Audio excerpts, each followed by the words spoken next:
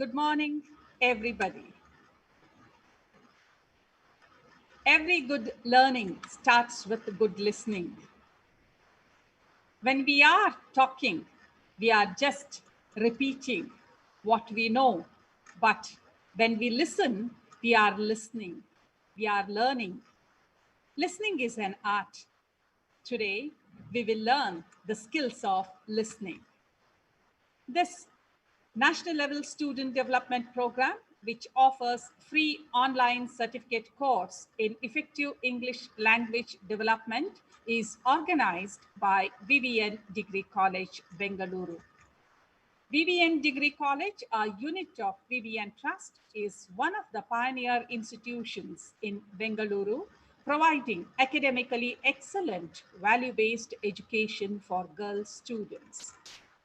Since its inception, Vasavi Vidyaniketan College has pioneered the discipline of commerce. Our objective is to provide quality education to girl students and empower them. The college offers graduation course in commerce and has sustained its glorious track record all through the years. The institute is located in one of the most posh locations of Bengaluru, that is V.V.Puram near Basavanagudi, which makes it easily accessible and safe for the girl students. V.V.N. Degree College, affiliated to Bengaluru City University, has created an indelible mark for upholding Indian culture and imparting quality education with techno-savvy corporate training programs to enable students to be confident, responsible citizens with positive thinking, and right orientation of mind to face life with all its opportunities and challenges. At V.V.N. Degree College, Vanivilas Road, V.V.Puram, Bengaluru in Karnataka, we offer BCom degree along with certificate courses for all the students. Along with BCom degree, certificate courses in Computer Fundamentals, MS Office, Tally ERP9, Corel Draw, Photoshop, GST, and in soft skills, communication skills, soft skills, campus to corporate training are provided for all the students. On this 11th day of effective English language development online course, I, Prasanna Udpikar, HOD of English at V.V.N. Degree College and the coordinator of this national level student development program, am privileged to welcome and introduce today's resource person of the first session, Professor Dr. Meenakshi B.S. from Hyderabad. Dr. Meenakshi Barar, yes, is an assistant professor of English in Mahatma Gandhi Institute of Technology, Hyderabad. She has an MPhil and PhD in English language education from the English and Foreign Languages University, Hyderabad. Professor Dr. Meenakshi B.S. has undergone management capacity enhancement training at IIMB and is an ETS certified rater in addition to examining for standardized language tests. She has more than 24 years of experience, which includes teaching at undergraduate level and postgraduate levels, teacher training, and training administrative staff and central government officers. She has presented papers in conferences in India and the United States and has published a book and several papers. She believes the learning environment should be one where attendees can make mistakes and learn without fear in a relaxed atmosphere. Professor Dr. Meenakshi favors a participative and consultative training style, which will give the participants the opportunity to experiment through exercises, discussions, and group activities. Her areas of specialization include feedback on speaking and writing, language testing, language engagement and revitalization, sociology and philosophy of education and communication skills. Professor Dr. Meenakshi is the recipient of UGC Fellowship and has been awarded a Teaching Excellence Award. On behalf of management, chief executive for academics and administration, principal, faculty members, I extend a hearty welcome to Professor Dr. Meenakshi Bharat to this knowledge sharing digital platform. I also welcome Sri Arun Kumar, President of V.V.N. Trust, CAIS Prasad, Secretary General of V.V.N. Trust, Governing Council Chairman Sri Raj Kumar, Co-Chairman Sri Akhilesh Babu, Chief Executive for Academics and Administration Dr. K. Sheshamurthy, Principal Professor G. Venugopal, all the faculty members and all the students at V.V.N. Degree College. I extend a warm and hearty welcome to all the English learners attending this online course. Over to Professor Dr. Meenakshi for the session on the listening skill.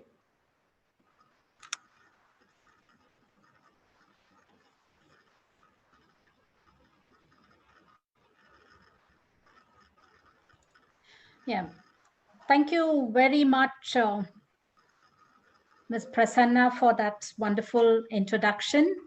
And I would like to start by congratulating you and the organizing team for putting up such a wonderful course for students.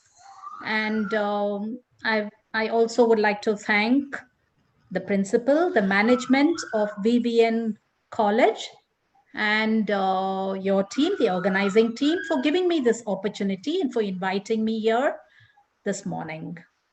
I'd like to start by saying yes. A very warm welcome. Good morning, students. I hope you are happy today to be learning to listen. I'm not sure it is taught in many classrooms. Listening, I think, is one of the skills that is not really taught much.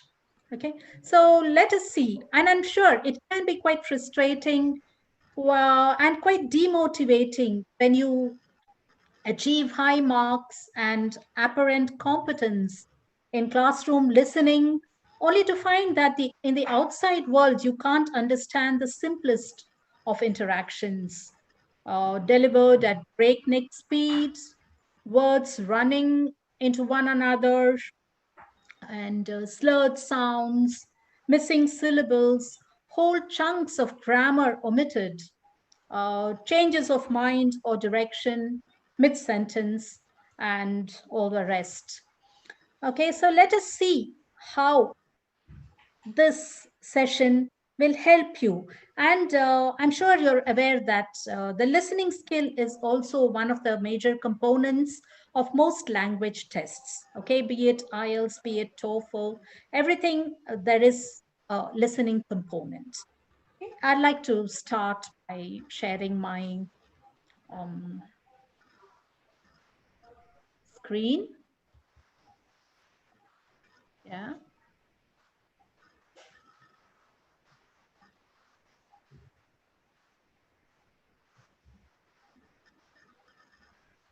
Yeah, I will start sharing my screen now.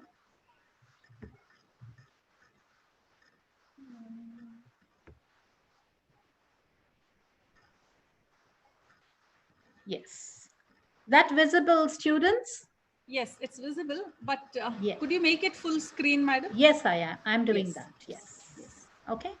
So let us start with this. The skill of skills, the listening skill. Okay. I'm not saying that just because I'm doing listening.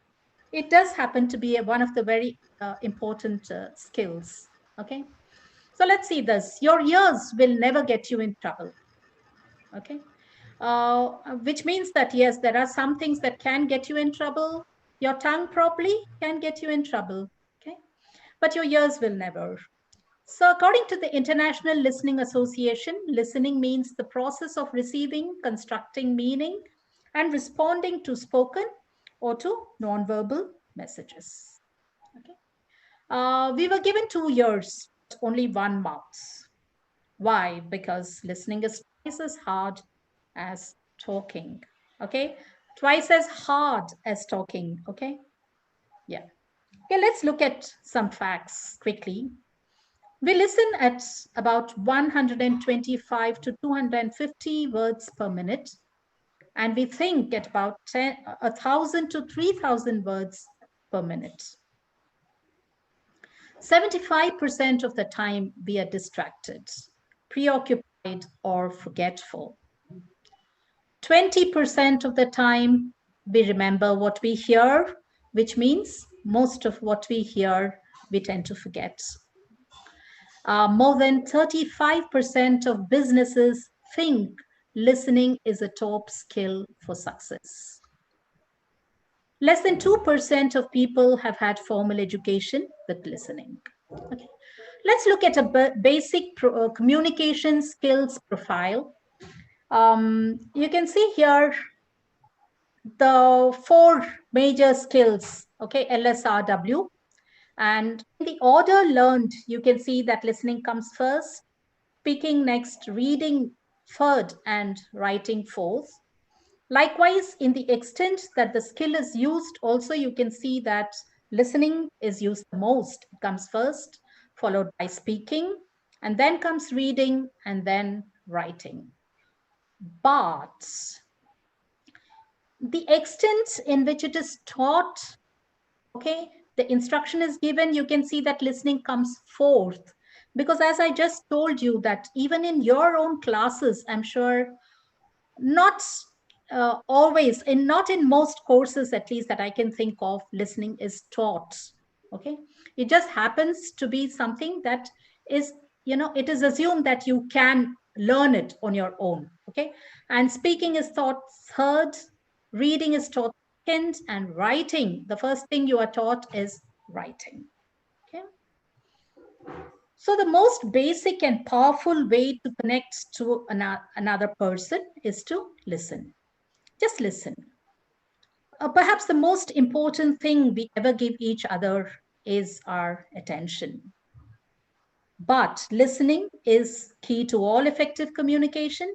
Without the ability to listen effectively, messages are easily misunderstood, communication breaks down, and the sender's message easily, and the sender and the receiver of the message can easily become frustrated or irritated. Okay, so you can see how there can arise confusion if you're not listening. If you're just seeing, look at this. This could be 6. This person thinks it is 6. The other person thinks it is 9. Okay. And on the other hand, there are people who, there's this person coming out of the CEO's office saying he's a good listener, but only to the sound of his own voice. Okay. So we don't want to be that kind of a person. So good listening skills also have many benefits in our personal lives. Okay. You tend to get a greater number of friends in your, and you have better social networks. There's an improved self-esteem and confidence. There are higher grades at school and in academic work, and even better health and general well-being. Studies have shown that whereas speaking raises blood pressure, attentive listening can bring it down. So you can see there are health benefits as well. And of course, listening is not the same as hearing. Okay, why? Because you're walking on the street and you hear a lot of sounds. Okay, you might hear, if you're lucky, yes, you might hear the sound of the chirping of birds. Okay, and you might hear the blaring of horns and the traffic and people, hawkers shouting and things. You hear that, but you're not really listening. Okay. So hearing refers to the sounds that enters your ears. It is a physical process that provided you do not have any hearing problems, it happens automatically. Listening, however, requires more than that. It requires a focus and a concentrated effort, both mental and sometimes physical as well. It means paying attention not only to the story, but how it is told, the use of language and voice, and how the other person uses his or her body. In other words, it means being aware of both verbal and non-verbal messages. Your ability to listen effectively depends on the degree to which you perceive and understand these messages. Okay, you can see this picture here showing you the time spent communicating. Okay, so you're spending about 70% of your total time communicating, and there's only 30% of the time that you're not communicating, when you're eating, when you're sleeping, and things like that. And of the time that you're communicating, you can see that 45% of that time is spent listening. Okay. And you're speaking for about 30% of the time, reading for 16%, and writing for about 9%. Um, but now the biggest communication problem is we do not listen to understand. We listen to reply. Okay, you must have seen that even while you're listening, you're thinking of what your response is going to be. Let's start with what is this listening and how it is done. Okay, so you start like the stages of listening are: first there is hearing, then there is focusing on the message, then there is comprehending and interrupting or analyzing and evaluating, then there is responding, and lastly remembering. Okay, uh, when you, for example, when you sing a song or when you sing along to a song, are you sure you've got the right words? Okay, so many times if you're listening to English songs, okay, you can see that you don't always get the right words, and for a long time you think the lyrics are not what they are. Okay, why?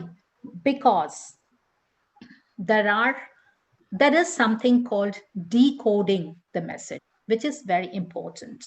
When you're listening, there are actually two sets of processes taking place simultaneously. First, first, there is meaning building, or a top down process where you're drawing upon the knowledge of the world, topic, or culture. You're understanding the literal meaning, then you're selecting relevant information, then you're recognizing redundant information, you're connecting ideas, you're making inferences. Okay. And then the next process is something called decoding, which is a bottom down process. Okay. In decoding, you need to understand, you need to identify the sounds. Okay. If you do not know the sounds of that language, you're not likely to understand it. And then you're working out where words begin or end. And then you're making use of sentence stress, and you're recognizing chunks of language, okay, which is a very important aspect of both speaking and listening. Which chunk ends and then the next chunk starts? You should be able to decode that. And so decoding is the ability to apply your knowledge to the letter sound relationships, including knowledge of letter patterns, to correctly pronounce written words and understand the relationships, which gives you the ability to recognize familiar words quickly. Okay. Let's now move to the general. Okay, so as I said, You're looking at speech decoding, there's sound perception and recognition, where you're recognizing sounds and sound patterns accurately. You're recognizing the way sounds combine, as I just said. Then there is word recognition, where you're recognizing words, understanding the definitions of words being used, recognizing the way words are used in context, and identifying attention signals. And then there is accent recognition. Okay. When you're listening, you understand, oh, this seems like a speaker from this place or the other place. Okay. So that is something. So you recognize stress, you identify pauses and hesitations, etc. Let's look at the 7 levels of listening. First, you're not listening, you're just not paying attention to or ignoring the other person's communication. Or you're pretending to listen. You're giving the impression that you're paying attention to another person's communications, but you're not actually paying attention to that individual. Okay, like take for example, you're sitting in class and you are acting like you are listening, but maybe you aren't till the teacher tells you that, yeah, this is something important. You might get it in the exam. Okay, that's when you really begin to listen. Or you're only partially listening, focusing on the other person's, only part of the other person's communication. Excuse me. Then there's focus listening, where you're giving the other person your undivided attention. Okay, you're paying complete attention. Okay.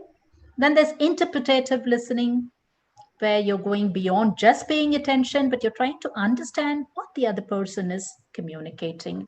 Then there's interactive listening, being involved in the communication by asking questions, clarifying, or acknowledging the understanding of communication, and so on. Then there's engaged listening, where you're fully engaged in communication, listening to the other person's views, feelings, interpretations, you know. And in engaged listening, both parties are given the opportunity to fully express their views, their feelings, their ideas. Okay. Let's look at general listening types. There are 2 main types of listening, which are the foundations of all the listenings types. So you have first discriminative listening. Okay, imagine yourself surrounded by people who are speaking a language that you cannot understand. Okay, for example, you might be at the bus stop, you might be at the airport, okay, and you hear people talking. And if you listen, then you understand that, yes, even if it's a language you don't understand, you understand that this person seems to be angry, or seems to be in a hurry, or seems to be very excited about something. Okay, you can distinguish between different voices, of course, male and female, young and old, and also gain some understanding about what's going on around you based on the tone of voice, the mannerisms, the body language of the other people. Okay, even if you're just listening over the phone, okay, then you can understand. Or um you're listening to the news, okay, or the movie, or a TV serial. You are not understanding what is being said, but you're using discriminative listening to to get some comprehension of your surroundings. Okay, so you need not necessarily know the language also, but you do understand something. Then there is comprehensive listening, which is complemented by sub messages from nonverbal communication, such as the tone of voice. There are gestures. Then there is other body language, and these things can greatly aid the comprehension. But sometimes they can also confuse and potentially lead to understanding or a misunderstanding. Um, and so discriminative listening is first developed at a very early age, perhaps even before birth in the womb. It is the most basic form of listening, and does not involve the understanding of the meaning of words or phrases, but merely the different sounds that are produced. As I just said, in early childhood, for example, a distinction is made between the voices of the parents. Even a toddler understands the difference between the voice of the father and the voice of the mother. Okay. And comprehensive listening, as I told you, involves understanding the messages, and it is complemented by the tone of voice, by other nonverbal communication. Let's move to specific listening types. Okay, specific listening types can um, be defined by the goal of the listening. Okay, what is your goal? So, in that sense, you have three main types of listening, which are most common in interpersonal communication, which are first, informational listening. Okay, so you're listening to learn. And what you do then, that is critical listening, where you're listening to evaluate and analyze. And there is therapeutic or empathetic listening, where you're listening to understand feelings and emotion. Okay, so although all types of listening are active and they require concentration and a conscious effort to understand, informational listening is less active than the other types of listening, because when you're listening to learn or to be instructed, you're just taking in some new information and facts, and you're not really criticizing or analyzing. Okay. Informational listening, especially in formal settings like take in education, it is often accompanied by notes taking. Okay. A way of recording key information so that it can be reviewed later. And critical listening is akin to critical reading in that it involves analysis. It involves analysis of the information being received and aligned with what you already know or believe. And whereas informational listening may be mostly concerned with receiving facts or new information, critical listening is about analyzing opinions and making a judgment. Okay. Um, so, in critical listening, you're asking yourself, what is the speaker trying to say? What is the main argument being presented? And how does what I'm hearing differ from my beliefs, knowledge, or opinion? So, you can see that critical listening is fundamental to true learning. Okay. And then you come to therapeutic or empathetic listening, where empathy is a way of deeply connecting with another person. And therapeutic or empathic listening can be particularly challenging. Okay, so it involves a deeper connection. For example, there are counselors, therapists, and some other professionals who use therapeutic listening to understand and to ultimately help clients. Okay. Then there are some other kinds. Okay, we just looked at that. And other listening types, there is appreciative listening. A good example, of course, is listening to music. Okay, so you're appreciating, and it's especially a good way to relax when you're using appreciative listening. Then there is rapport listening. For example, a salesman is coming and trying to sell something, and you're then okay. For example, a salesman, he or she may make an effort to listen carefully to what you are saying as a way of promoting trust and potentially making a sale. So that's rapport listening. And then there is um, selective listening, where there is a bias, and there can be some preconceived idea or emotionally difficult communication. So it is a sign of failing communication, actually, when you're, selectively listening. You cannot hope to understand if you have filtered out some of the message and um, it might not really reinforce and strengthen your communication. Okay, it might just strengthen the bias on the other hand. And yeah, when you listen, you're listening with the whole body. Of course, your eyes are looking at the person, your ears are ready to hear, your mouth is quiet, you're not talking, your hands are quiet, and your feet are quiet on the floor. Your body faces the speaker, showing that you are listening. Your brain is thinking about what is being said, and your heart cares about what the other person is saying.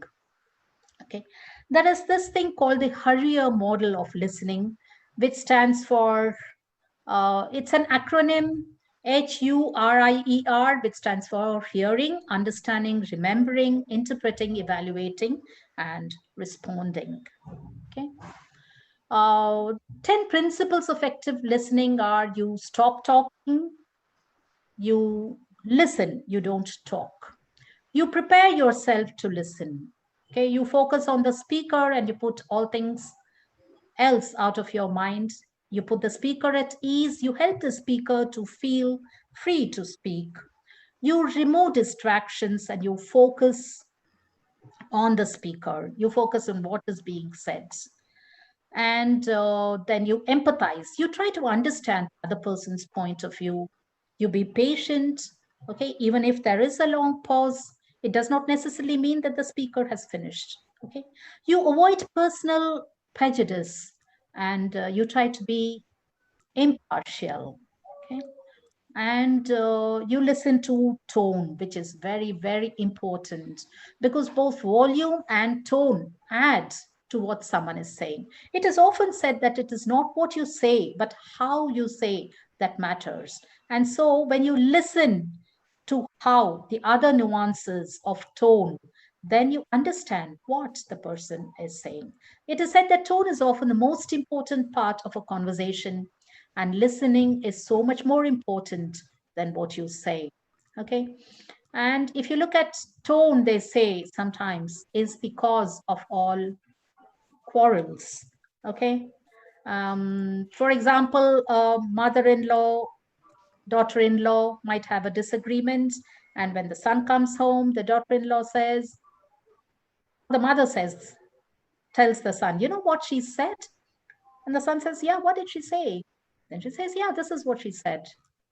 And then she said, so what? This is what she said, the son says. But then the mother says, you know how she said it? Okay, so what is important is the way, tone. Okay, and you must really be very careful of your tone. And then you listen for ideas, not just words. You need to get the whole picture, not just isolated bits. And you wait and watch for nonverbal communication, gestures, facial expressions, eye movements, and all that. Okay, let's look at some barriers to effective listening. There are environmental barriers. Okay, so even if you're not really formulating a response while listening, okay, you need not necessarily be thinking of, you know, what should I reply, but you might still be thinking of other things subconsciously. Okay, during a conversation, you might have often had thoughts about what am I going to have for lunch today, or dinner, or will I have time to finish that report, or I hope I'm not going to be late getting home. And things like that. At such times, you're distracted and you're not giving your full attention to what is being said. So, in other words, you're not actually listening.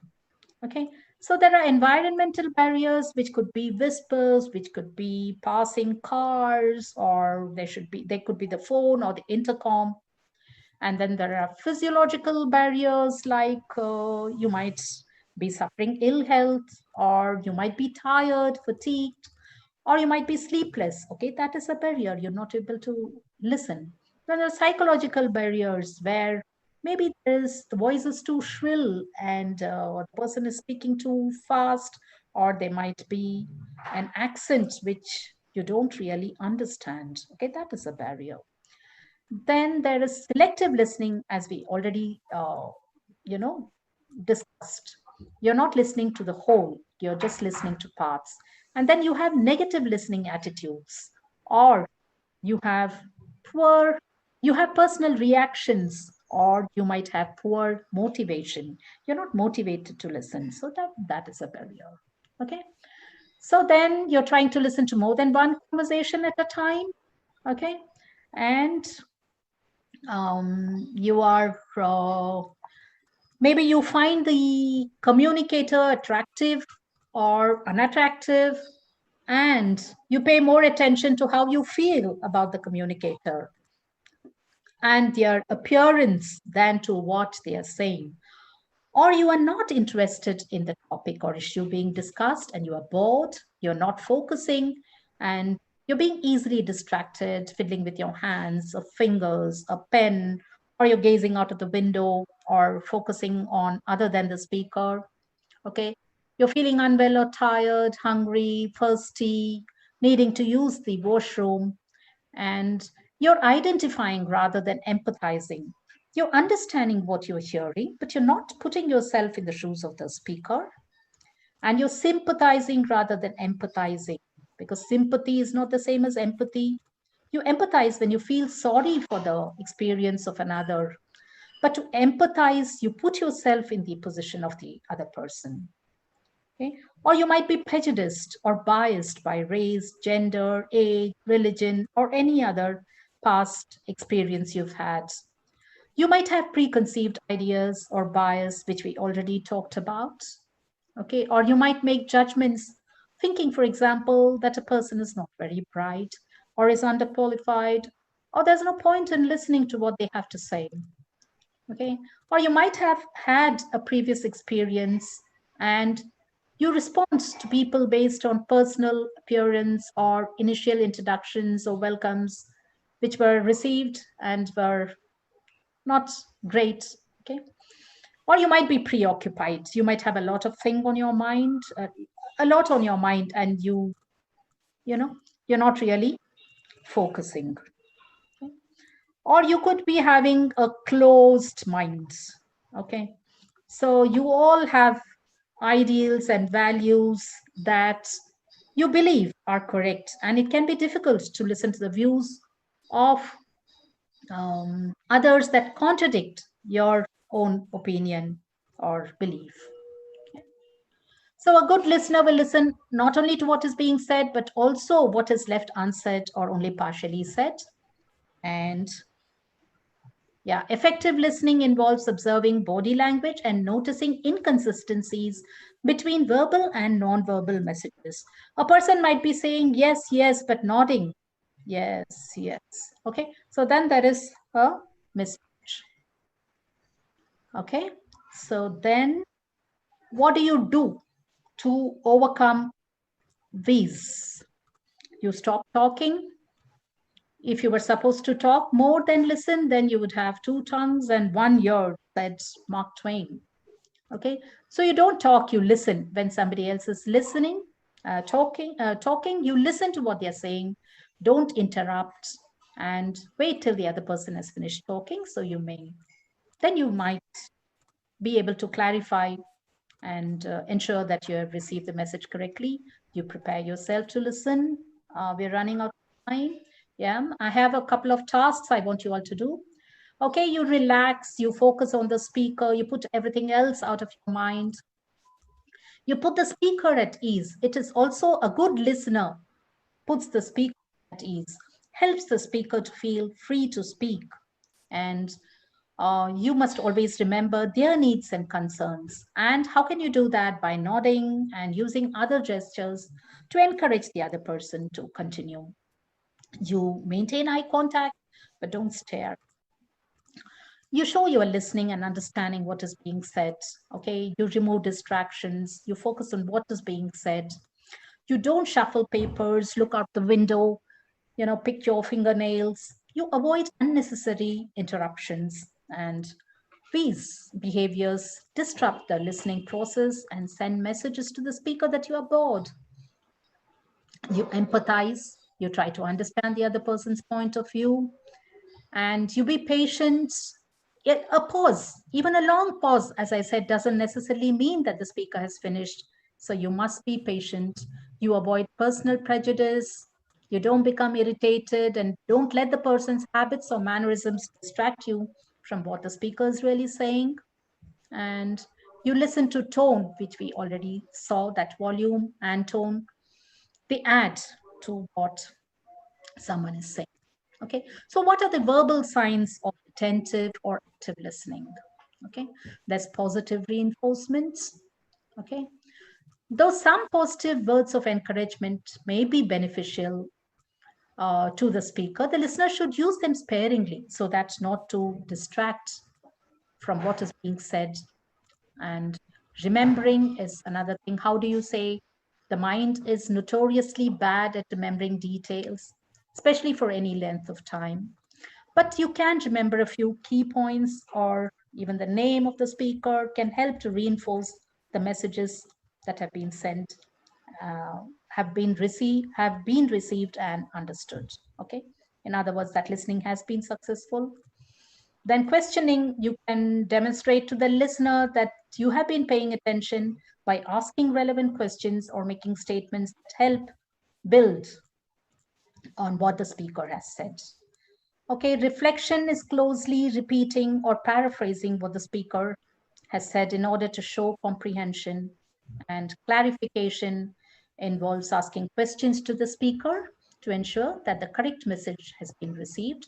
And summarizing is repeating a summary of what has been said back to the speaker. Okay, that's a technique used by the listener to repeat what has been said in his or her own words. Okay. The nonverbal signs of attentive or active listening are smiling, eye contact, posture, and mirroring. Okay. Some bad habits of listening. You can put this in the chat. Just be honest to yourself. It's just a yes or a no. Okay, let's see how many yeses and nos we get. Interrupt often or try to finish the other person's sentences. Yes, Prasanna, do we see yes or no Yes. a lot? Yes, yes. Yes, okay. Yeah, jump to conclusion. Do you jump to conclusions when someone is speaking? Oh, I have to see the chat box. Yes, Yes, yes. 1 second. 1 second. They are taking time to type. yes, I'll just.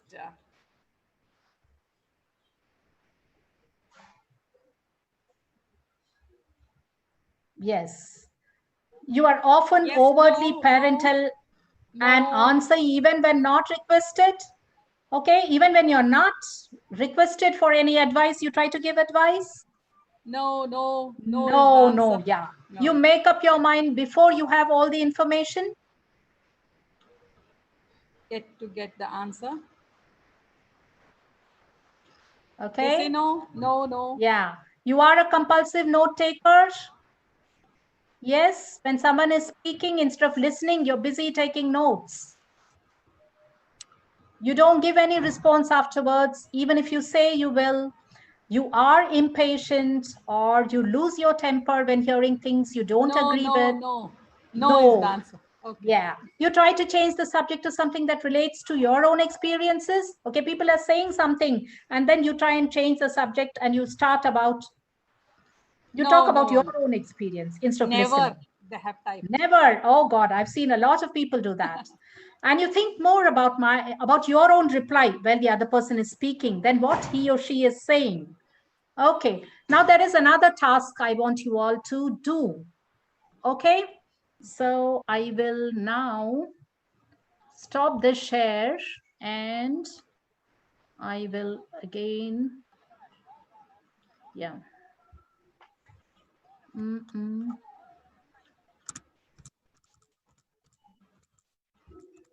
No, no, we'll do this.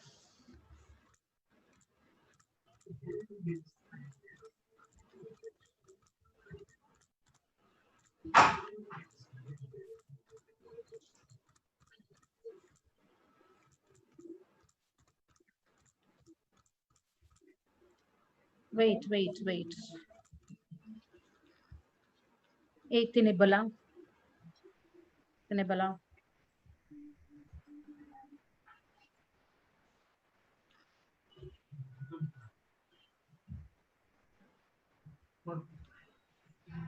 Problem. People all. Climate change has been in the news for years. But what is it? And how will it affect us?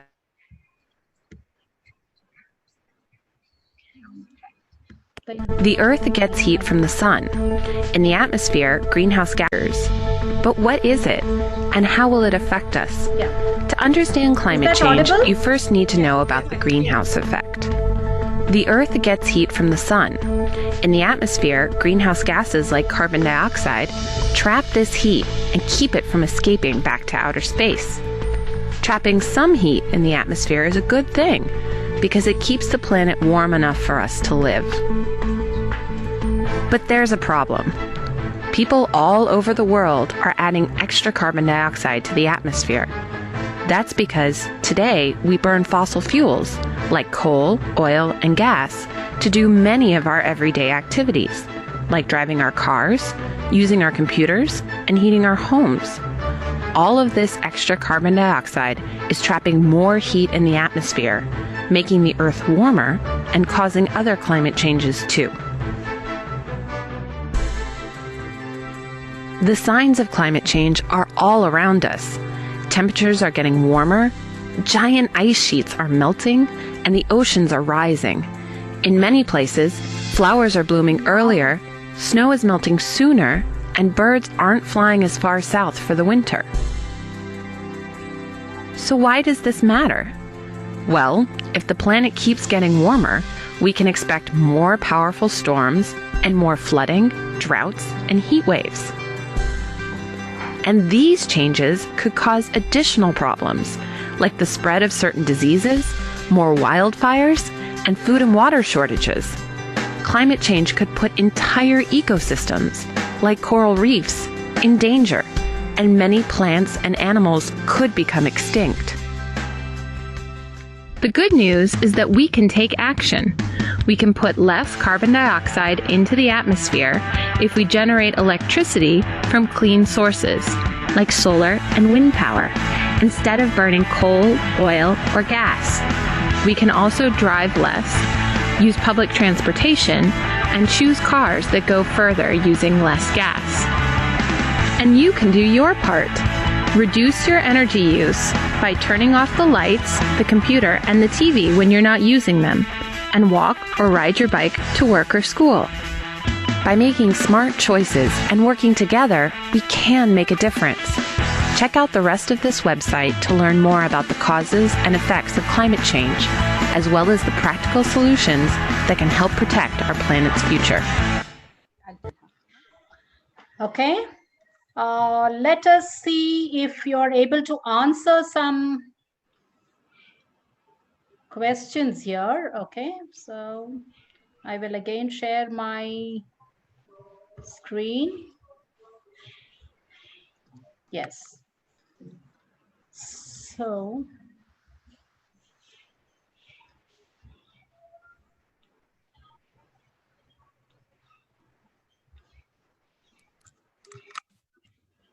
yes. Yeah. So students, do you think you'll be able to answer this? Let us look at this first question based on what you just heard. Put it in the chat box, A, B, C, or D. According to the speaker, greenhouse gases are produced by heat from the sun, the actions of people, the sun's rays, and also the actions of people. The video doesn't say. What do we have, Prasanna? Yes, they have got to type yet.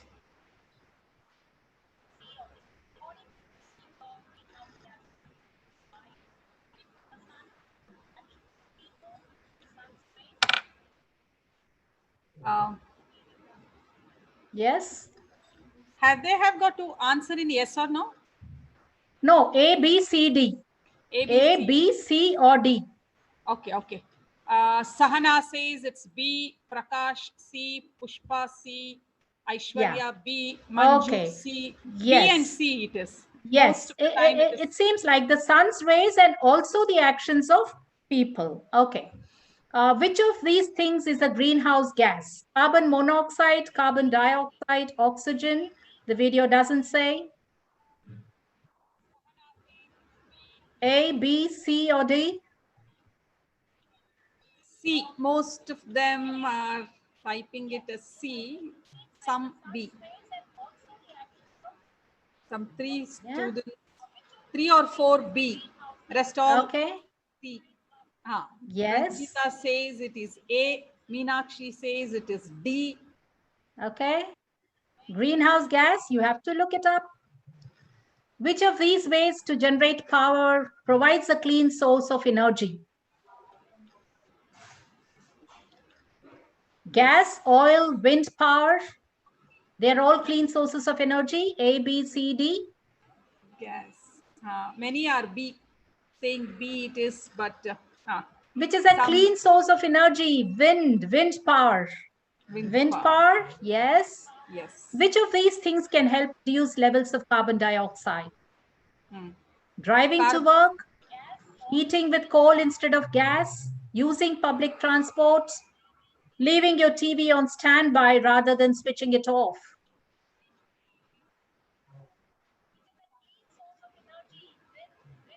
B. Answer. Using public transport, maybe? Because you're not using up a lot of energy. Yes. Now I'm getting coal C. or gas or anything. Okay. Yeah. And which of these predictions about climate does the video make? Does it say if the planet gets warmer, then polar bears will become extinct? If the planet gets warmer, then we can expect more floods. If the planet gets warmer, then fuel will become less expensive. If the planet gets warmer, then sea levels will rise. Answer is C. C and B are more. More, okay? C and It says that we can expect more floods if the planet gets warmer, okay? The word extinct means to become scarce or rare, in need of protection, to become endangered, something that has died out and no longer exists. Okay. A, B, C, D. C, B. Yeah. Something that has died out and no longer exists. Okay. It is extinct. Okay. Now I'm going to give you all another, please pay attention. You just listen and do it right away. Okay. This is another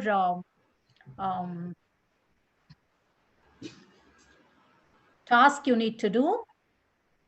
Yeah.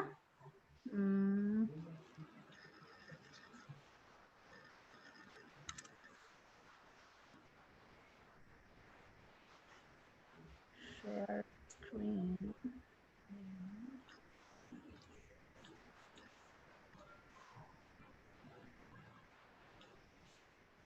Please pay attention and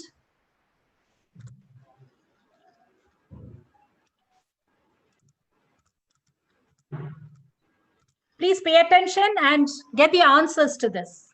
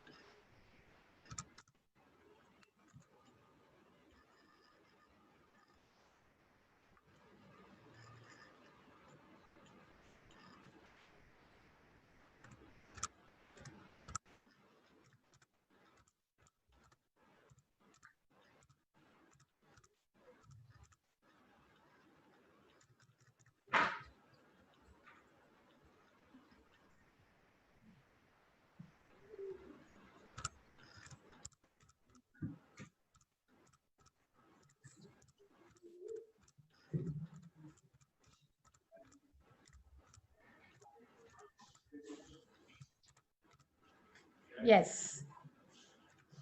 You listen to it another time.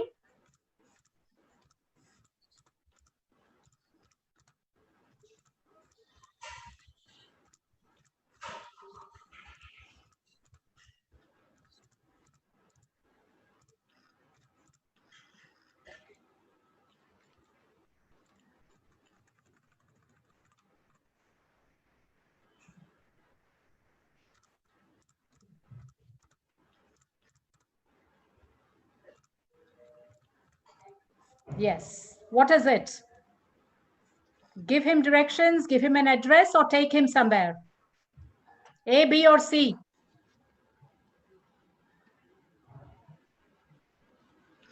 Okay. Yeah. C. Is it?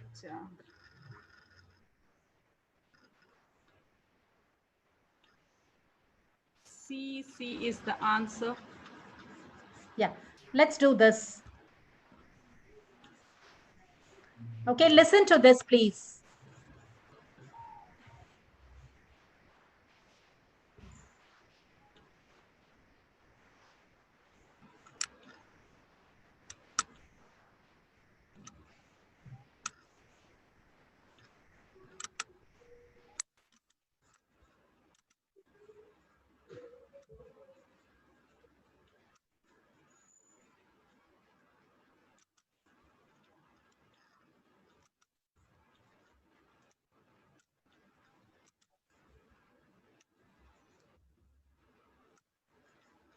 Okay.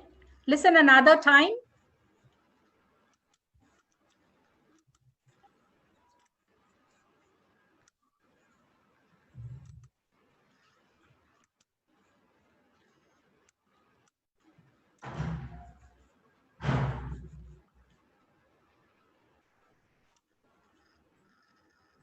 We are not listening anything, Malik. Have you played the music? A second time. But we are not listening anything. You're not hearing anything? No, nothing. Oh, God. You're not able to hear anything? No, nothing. Oh. 1 minute.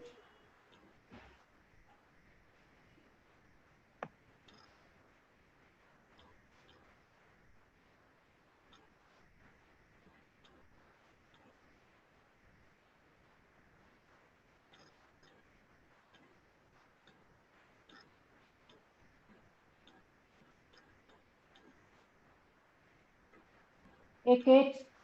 Kate.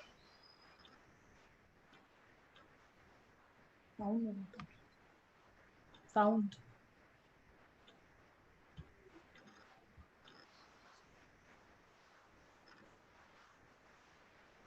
What does he want you to do? Yes.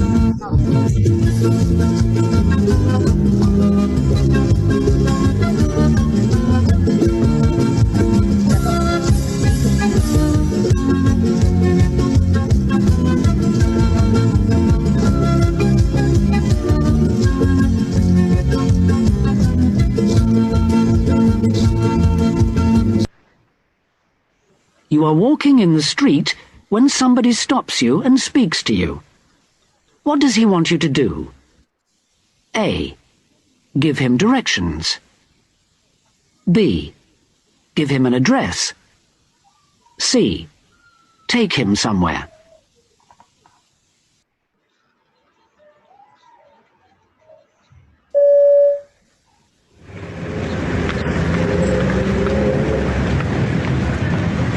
Excuse me, I wonder if you could give me a hand.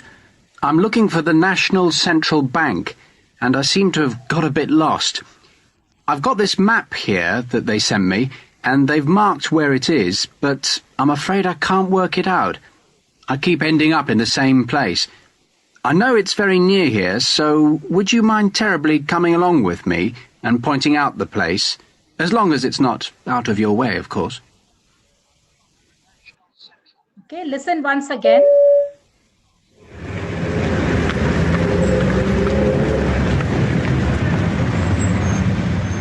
Excuse me, I wonder if you could give me a hand.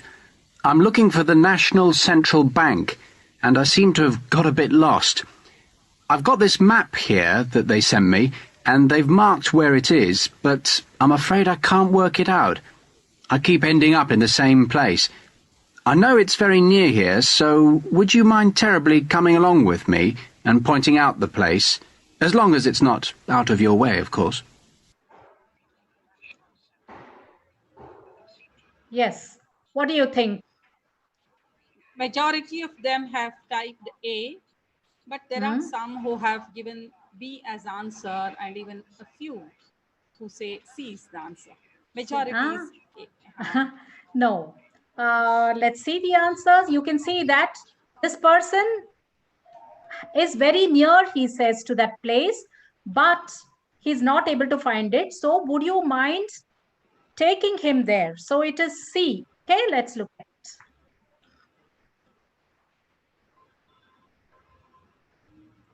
Sound out. Sound out. Okay. You hear someone talking on a public telephone. Who is she talking to? A. Her employer. B. Another employee. C.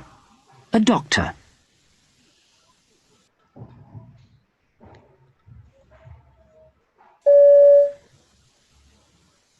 I think I'm going to be in a bit late today. Could you let him know?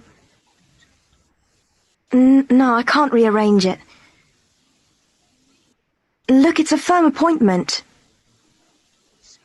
No, I know he gets annoyed if anyone's late, but what can I do? Yes, I know he'll make me work some extra time to make it up. But you know I haven't been feeling well lately, so I want to find out what's wrong with me. Okay, I'll see you as soon as I can.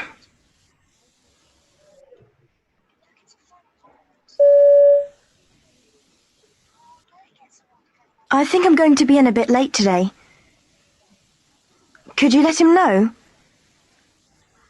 No, I can't rearrange it. Look, it's a firm appointment. No, I know he gets annoyed if anyone's late, but what can I do? Yes, I know he'll make me work some extra time to make it up. But you know I haven't been feeling well lately, so I want to find out what's wrong with me. Okay, I'll see you as soon as I can. Okay, so who is she talking to? Is it her employer? Is it another employee or a doctor? What are they saying? Majority of them are giving the answer B and C. C. B Okay. and C. Yes, it is B. He's talking to another employee and telling her to inform the employer. And she talks about going to visit a doctor. Okay, very good. Okay, so that is that. Let us now go back to, yeah.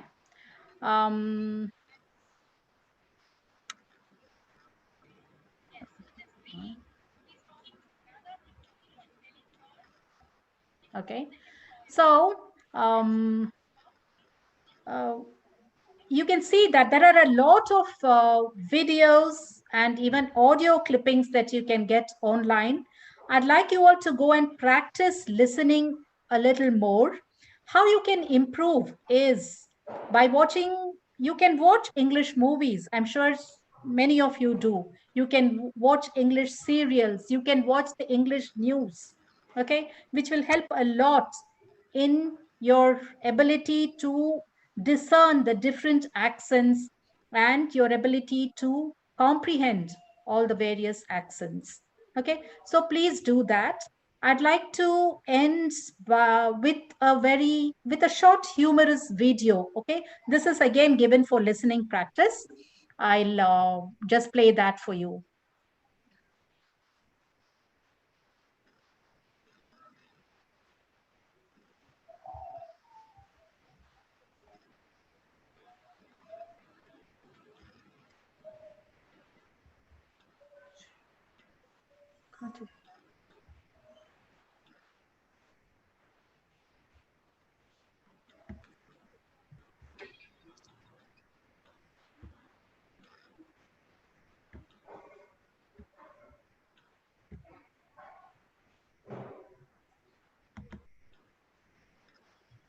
Yes. He's working. On what? Liver failure? Charlie, you want to come to the movies with us?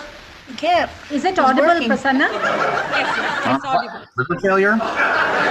Wonderful. He's my mother, you're my doctor. Oh, I assume you finished reading Lord of the Flies for your book report? Uh-huh. Oh, good. How'd you like it? I thought it was a timeless American classic. I see. So tell me, what's it about? You mean the book? Yeah, the book. It's called Lord of the Flies. And it's about a really big fly that all the other flies pray to. You thought he didn't read it. Oh, I was just joking. It's more like Charlotte's Web, but from the fly's point of view. Oh, Jake, you've had more than a week. Well, why didn't you read the book? I've been waiting for inspiration. Attaboy. Okay. How's this for inspiration? We're not going to the movies, and you're not doing anything else until you finish reading that book. That's not fair. Of course it's fair. We had a deal and you didn't keep your end of it. Oh, so now 2 wrongs make a right? Bet you didn't see that one coming. Look, Jake, you're really going to like this book if you give it a chance. It's about kids stranded on a deserted island. How'd they get stranded? Their plane crashes. Oh, really? Then what happens? Well, this one kid named Ralph becomes their leader, and they form this society, and... Just read the book. And this is my office. What do you do? I'm a doctor for women. What do you do with them? I deliver their babies. Deliver? When the woman has the baby inside of her, then I go in and I take it out. No, you don't. Everybody knows that the stork brings the baby. Who told you that? My daddy. Okay, well, the stork puts the baby inside of the mother, and then I go in and I take it out. The stork brings the baby to the hospital, drops it in the bassinet. So you say that the baby is not inside the mommy? Then why is it that the mother gets real big? Because she eats a lot of food. Now let me get this straight. You say that the stork carries over, puts the baby in the bassinet, and the mother is real big because she eats a lot of food. You got it. I see. Well, then why is it that the mother has to go to the hospital? The stork brings the baby to the hospital, drops it in the bassinet. The mommy goes to the hospital and gets it. If the stork does all that, why doesn't the stork just bring it to the mommy's house?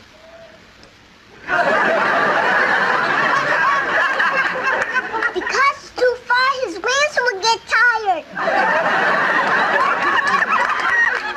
Where does the stork get the babies from? Heaven. Okay. There's a zillion, skillion babies in heaven.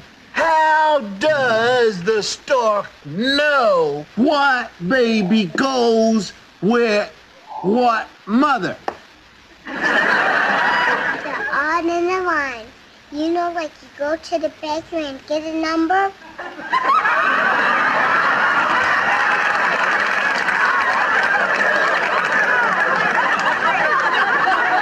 Why?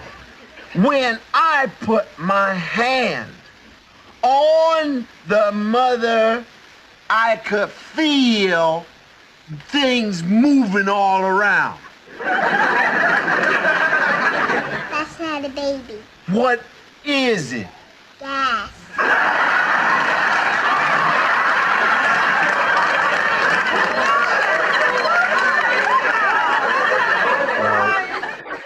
Thank you for explaining it to me. You're welcome, but you still didn't tell me what you do. I'm in charge of gas.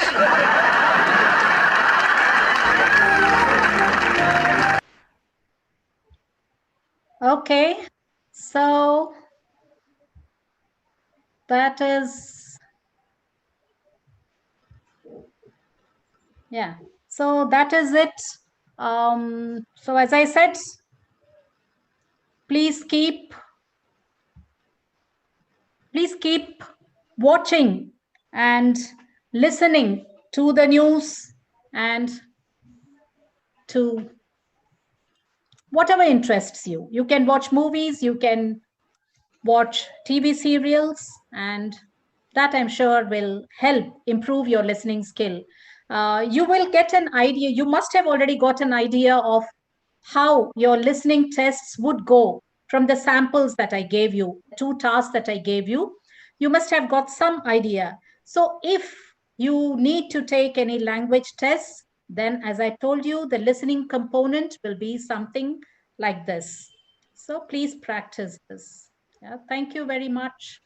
It was a pleasure, taking this class with you all.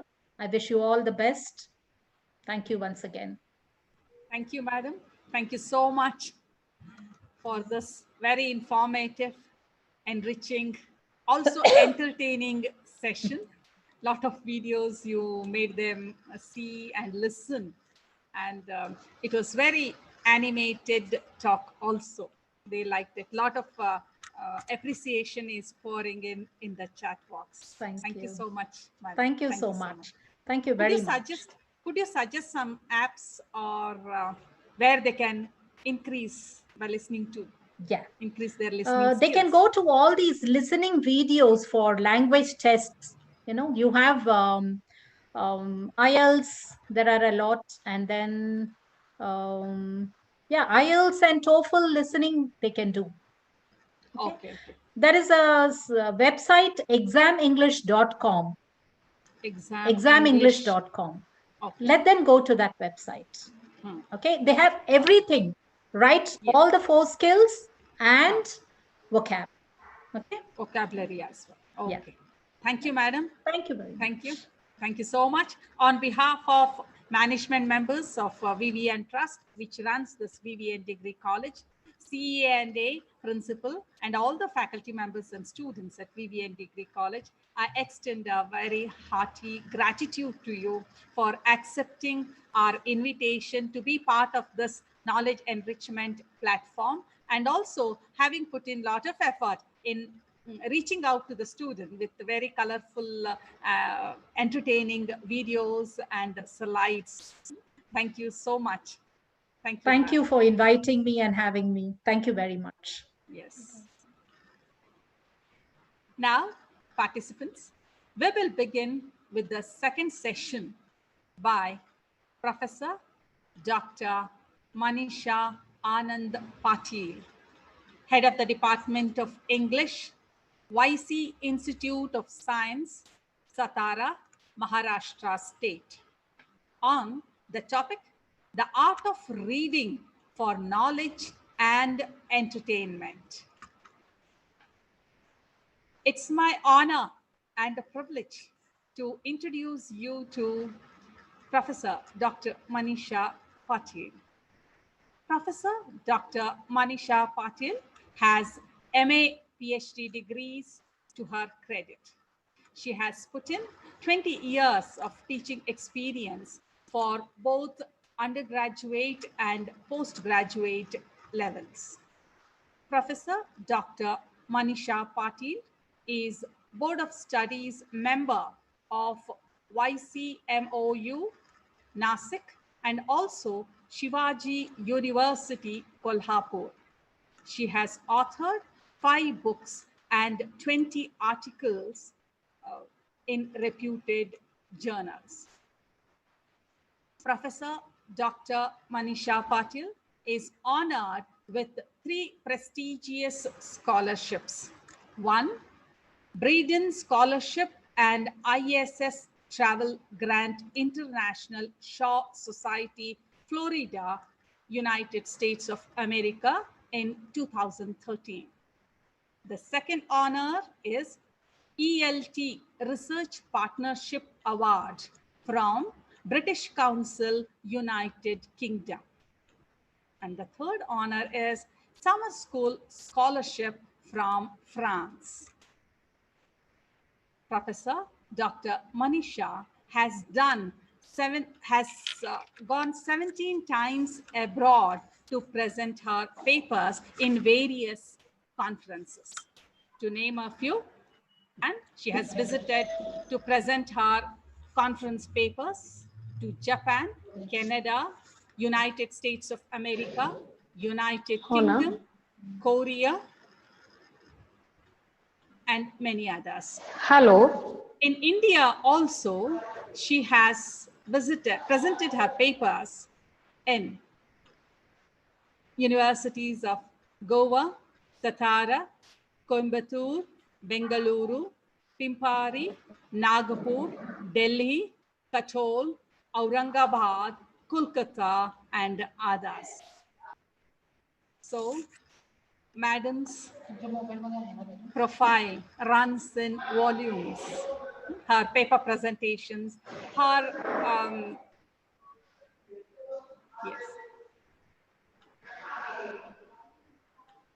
her contributions to the field of language as well as literature is voluminous. So it's my pride and honor to welcome on behalf of management, CE&A, principal, faculty members and students at V.V.N degree to this digital platform of knowledge enrichment for the students of India. Welcome you, madam. Over to Professor Dr. Manisha Patil.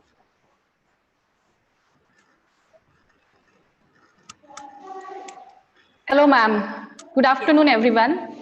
And am I audible, ma'am? Yes, audible. Hello.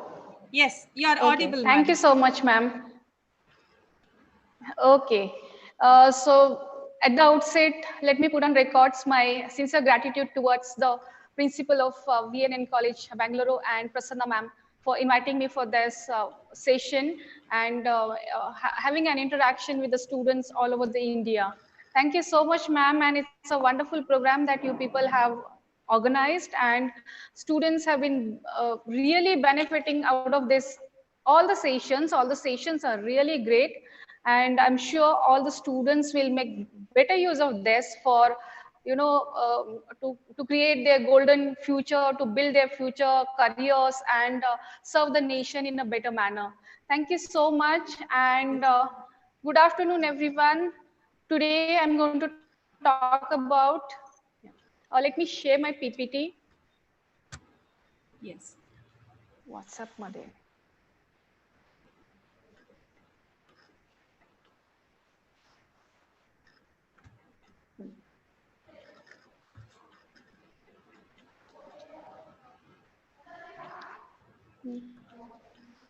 माझ्या power point मध्ये पण आहे बघ. हा WhatsApp.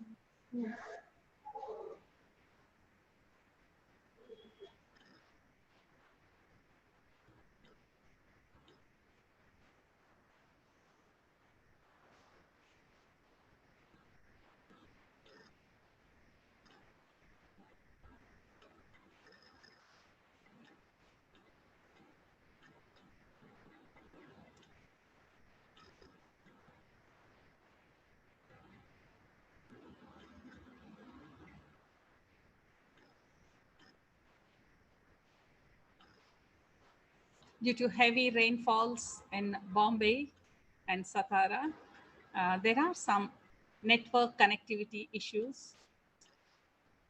Madam Professor Dr. Manisha Patil is setting it right.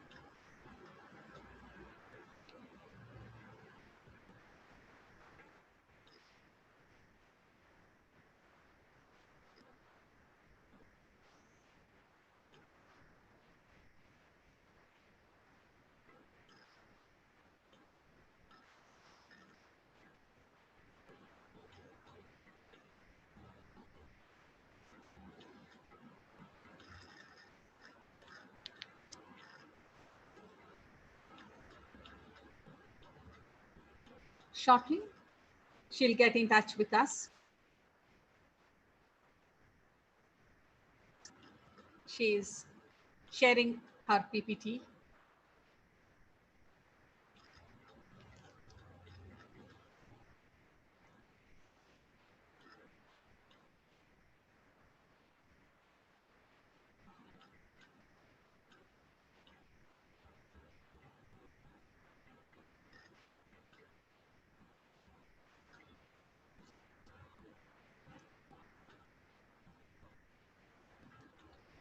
Professor Dr. Manisha Patil will start this lesson.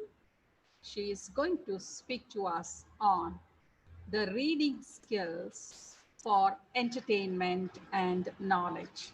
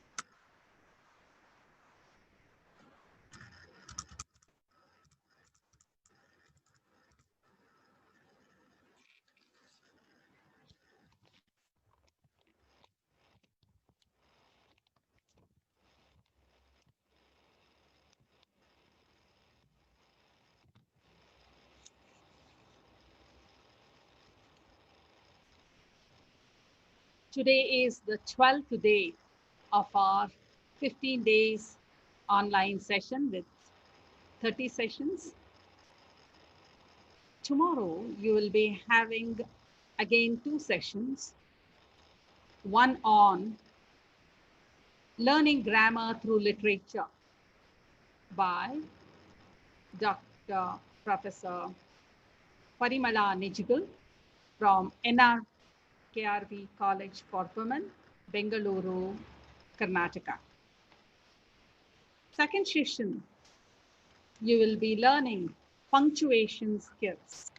Punctuations are very important when we write, when we speak, and this session will be taken by a Fulbright scholar, Professor Dr. Purnima, who was also formerly chairman of KSOU Department of Studies of English, Mysore.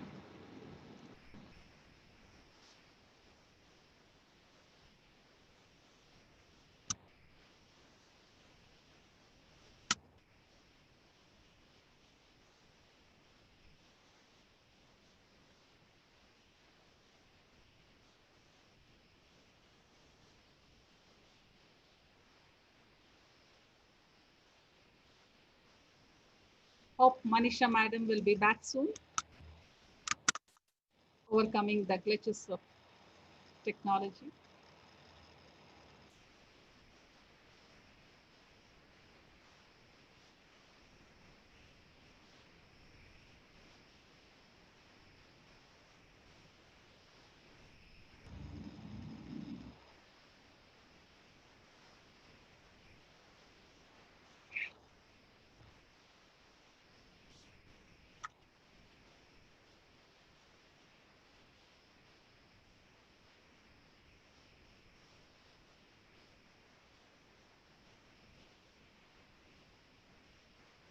Professor Dr.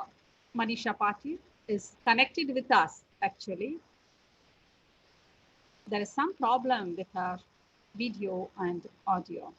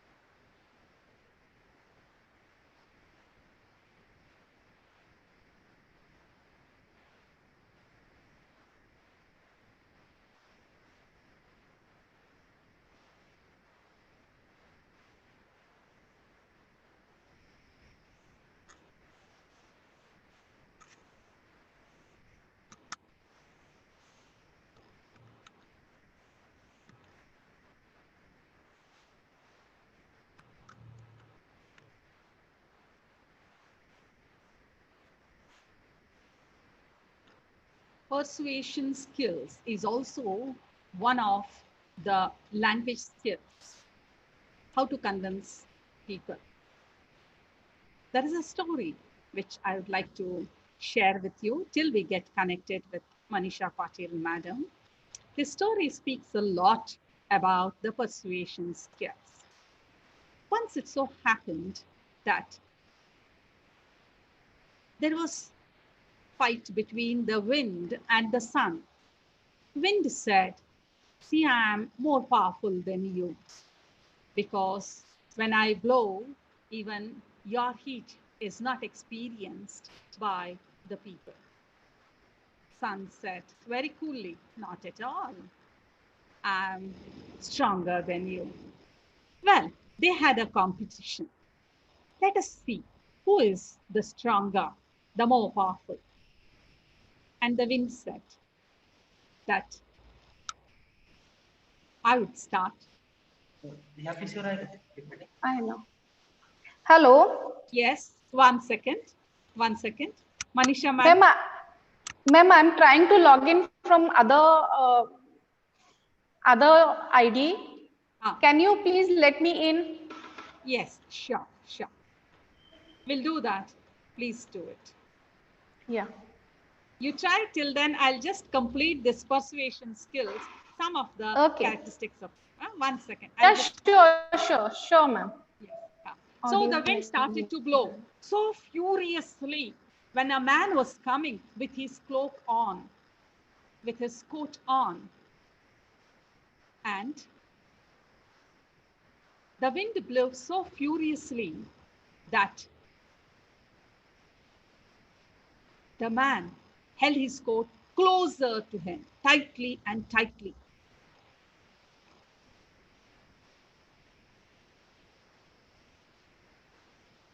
And the wind failed to make the man remove his coat. It could not, because the competition was who is stronger, whether the wind or the sun. They had to make this man remove his coat. That was the bet, challenge. Now, the wind blew so furiously, but the man did not remove his coat at all. He held his coat tightly to his body, closer and closer. So the time was up, the wind failed. And next, it was the turn of the sun. Sun was very calm. It started to blow slowly, brighter and brighter and brighter. So brighter that finally that man who was walking with his coat on, it was too hot for him to continue like that. So he removed his coat finally and sat under a tree. So here we come to know that it was the sun who finally won. So what are the qualities of powerful powerful qualities of persuasion. It is belief, enthusiasm, knowledge, empathy, energy, persistence, and consistency. You could listen to the speeches of King Martin Luther. I have a dream.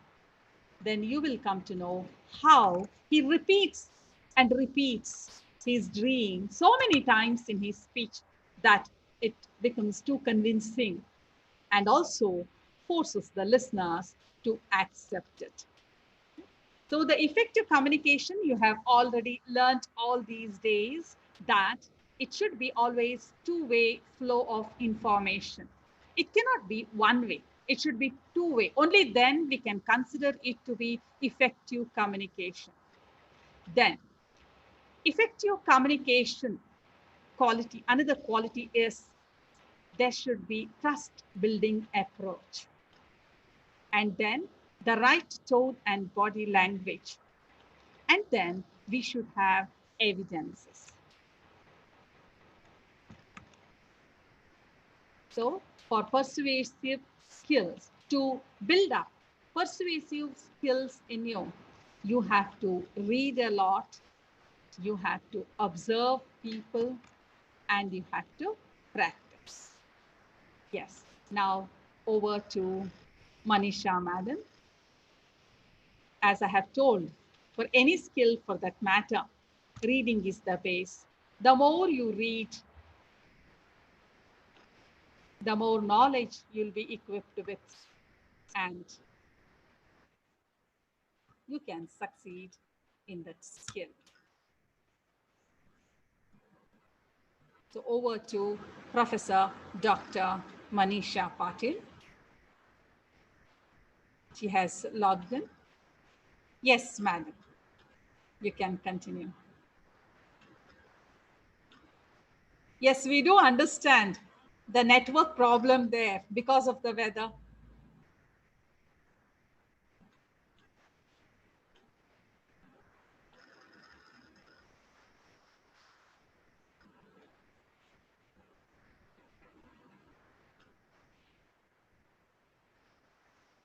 Madam, you're not audible. Okay, I yes, hope my yes. screen is visible now. Yes, okay. yes, Yeah. it's visible. And yeah. audio is also very clear. Okay, Yes. Thank you so much. I'm really sorry for these technical glitches, and thank you so much for bearing with me and having patience. So my topic today is the art of reading for knowledge and entertainment. The title itself tells you that I'm going to talk about reading as an art and how reading is important for knowledge as well as it's an entertainment. We all have been reading since we have entered into the school, or since we started learning a language, and till date you all have listened to many speeches, and everyone has talked about communication skills. Right now you have listened to listening skill, how you can develop your listening skill. And today I'm here to share with you all few things about reading skills, how reading is an art and how you can make use of reading to build your future, to build your career, and lot of things are there. Just give me a second.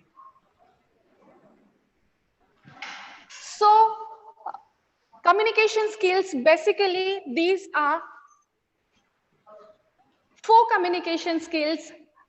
We start listening, then we start enter. After that, we start. First we start listening, then after listening we start reading, writing. You remember your childhood, you start reading and writing.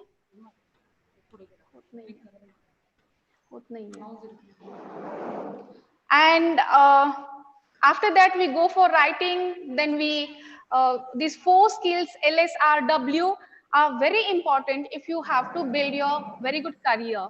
I'm really extremely sorry for this technical stuff, a lot of problems I'm having. I'm really sorry, ma'am. So come back to what is reading.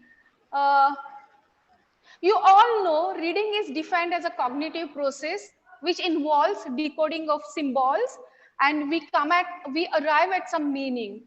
It's an active process. You all know that it's a language process, it's a thinking process, and it allows reader to use what he or she may already know, that we call as prior knowledge.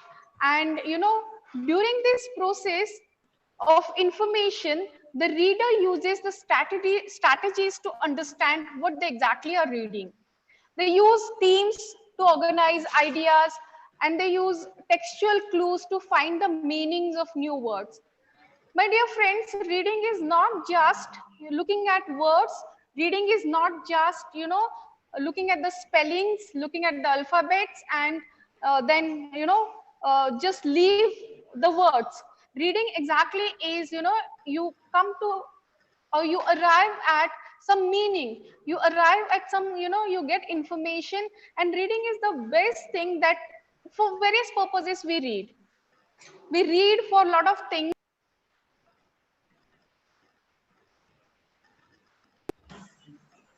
Now let's look at the why we are reading. Do we read to stay away from the reality? Do we read to get knowledge? Do we read to entertain ourselves? Do we read to get inspired? Do we read to enhance the vocabulary and spellings? See, communication is such a process in which you have to know your purpose for exactly what you are communicating with other person, or with whomsoever you are communicating. So when it comes to the process of reading, you have to know for what you are reading, for why you are reading, what is the purpose of your reading. Are you reading anything that you are reading just to get away from reality? Just you want to go away, just you want to forget something, or you want to gather some knowledge, or you want to entertain yourself, or whatever you are reading, may it be a quote, you want to get inspired, you want to inspire yourself, or your purpose of reading is just to enhance your vocabulary and your spellings. You just want to, be proficient in English or in any other language. I have given a quote by Charles Eliot: books are the quietest and most constant of friends. They are the most accessible and wisest of counselors, and the most patient of teachers. So, when it comes to reading, basically here I mean, books that we read for entertainment, books that we read for knowledge. And why reading is important?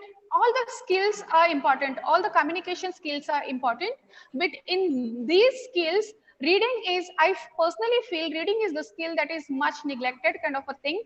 We are not taught to read properly. Read means we are just taught to read the words, but we are not taught to read with purpose and read properly, read between the lines and all. According to Yale researchers who studied 3,635 people older than 50 and found that those who read books for 30 minutes daily lived an average of 23 months longer than non-readers or magazine readers. See, what is the why reading is so important, what reading can do for you people. And if you have seen the autobiographies of successful people, you'll come to know that all these successful people, be it Bill Gates, be it Mark Zuckerberg, be it anyone, they are voracious readers. And why successful people are readers? It's because high achievers are keen on self improvement.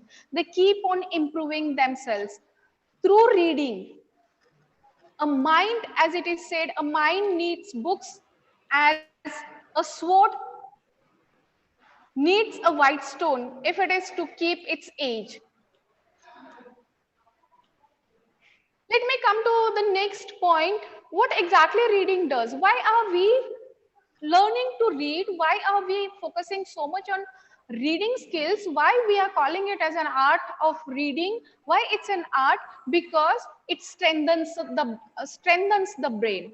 It increases empathy. It builds your vocabulary. It prevents cognitive decline. It reduces your stress. Definitely, today during this pandemic, we all are going through a lot of things, and we are having a lot of, psychological issues. We feel depressed. We feel like doing nothing. We feel like, even research says that a lot of people are committing suicide because this stress is unbearable. Earlier, before pandemic, we used to go out, we used to meet people, we used to, hug each other, we used to laugh a lot. And today we are not able to do that, and that is creating a lot of stress, psychological pressures, and a lot of things we are going through. And at this stage, definitely reading comes to your help. It reduces your stress. It even helps you for better sleep. It helps to come out of your depression. It lengthens lifespan, and a lot of benefits are of reading. And so you must go for reading. You must learn the techniques of reading. A great book should leave you with many experiences and slightly exhausted at the end.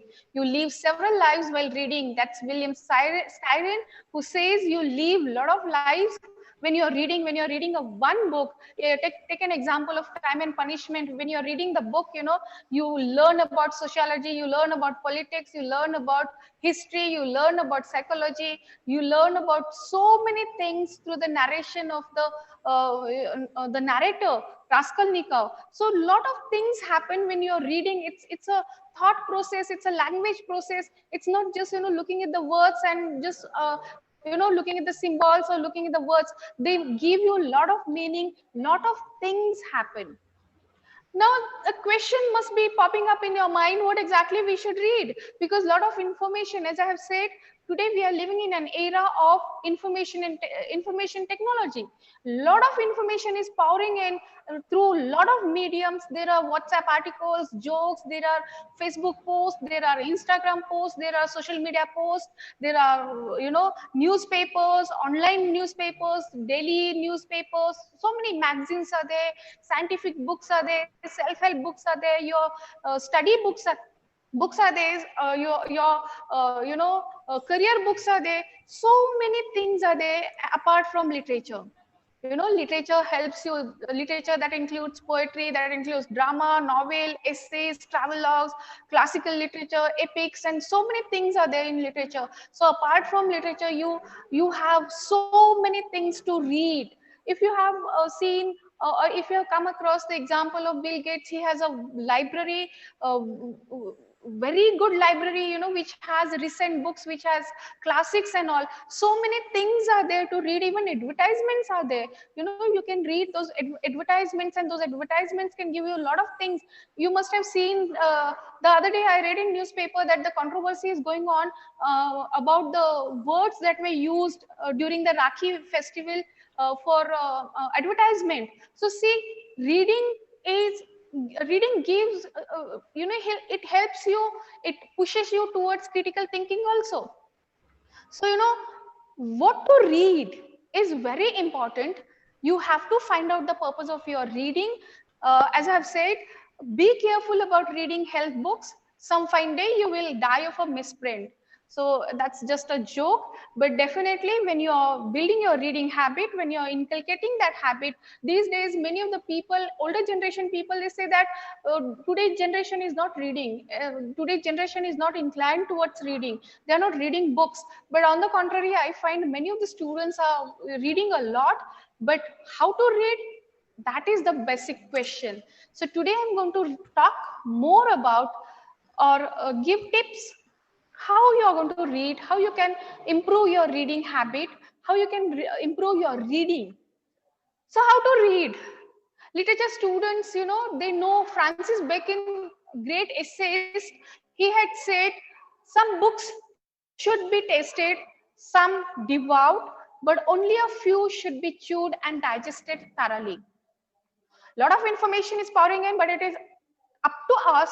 It depends on we the people, we the students, what exactly should read and how we should read. So some books should be tested, some books you just have to read and then forget. Some are to be devoured some, you should think about those books, you should give a thought about those books, and only few books, only few things are there which you have to read, reread. They should be like, chewed and digested thoroughly. The thought that comes through the things, the thought that comes, that is there in the book. So when you're reading, you must know the difference between reading for understanding and reading for information. Like my title says, the art of reading for entertainment and for knowledge. So if you're reading for your studies to build up your career, then you must know the purpose of your reading, the books that you are reading. So reading is for understanding and reading is for information also. Some books or some some newspaper articles, you just read for information. Information is just data that is given to you through words. Mortimer Adler, he wrote a book on reading, and in this book, he has identified 4 levels of reading. Elementary reading, just go through the book, just read the book. Inspectional reading, in this you have to find out the meaning, you have to look into the book exactly what information is sent to you. Analytical reading, syntopical reading, through this you have to analyze the text, and after analyzing the text you should be able to gather the information, understand what exactly is important for you people. So the question comes up, now I have talked about why we should read, how we should read, and in this reading, reading speed matters a lot. Reading is becoming more and more important today, in this new economy is termed as knowledge economy. These days your knowledge matters a lot, and to have the knowledge, definitely you have to turn to reading. And it's the most effective human activity for transforming information into knowledge. The information that you are gathering through newspapers, through any media, any format of books, print or online or through internet, you should be able to transform that information into knowledge. So here comes your reading speed. You should ask yourself a question: are you an efficient reader? What kind of a reader you are? Whether you are a poor reader or you are an average reader, what kind of a reading speed you are having, and to do that you have to measure your speed.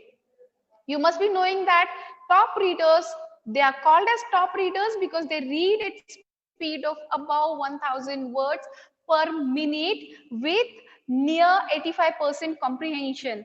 Remember, my dear students, reading speed means not just reading the words, but you should be able to comprehend also. So you need to check your reading speed. There are applications, there are words per minute. You just have to take out the average and check what kind of a reader you are. Reading efficiency is reading speed weighed by comprehension rate, and that should be 200 into 60% or 120 efficient words per minute. That is more important. And to be efficient reader, my suggestion, I'm really sorry, we are running very short of time, and so I'm just going through giving you an idea about what exactly I want to share with you all.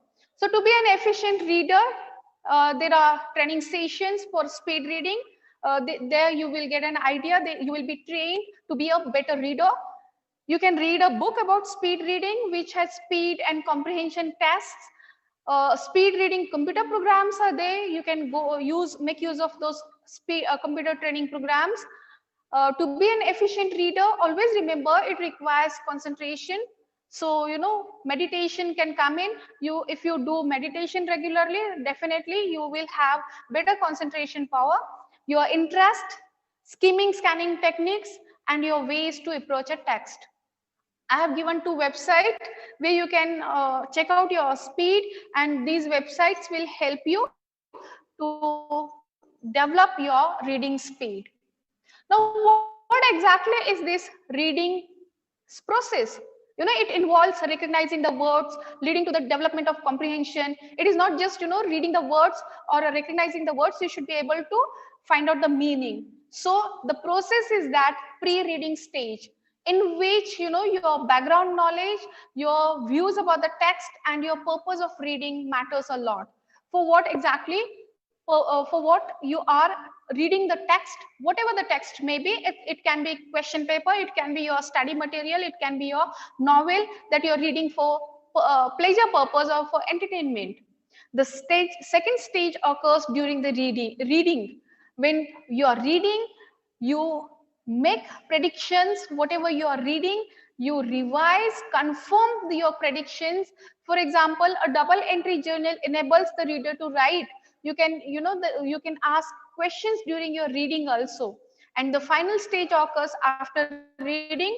You should be able to retell the story or discuss whatever you have read, and you should be able to answer the questions or compare the text whatever you have read with another text. Then only your reading process is completed. So while reading, what methods you should make use of? Definitely there are stages in the reading. Before reading, you should get an overview of the text.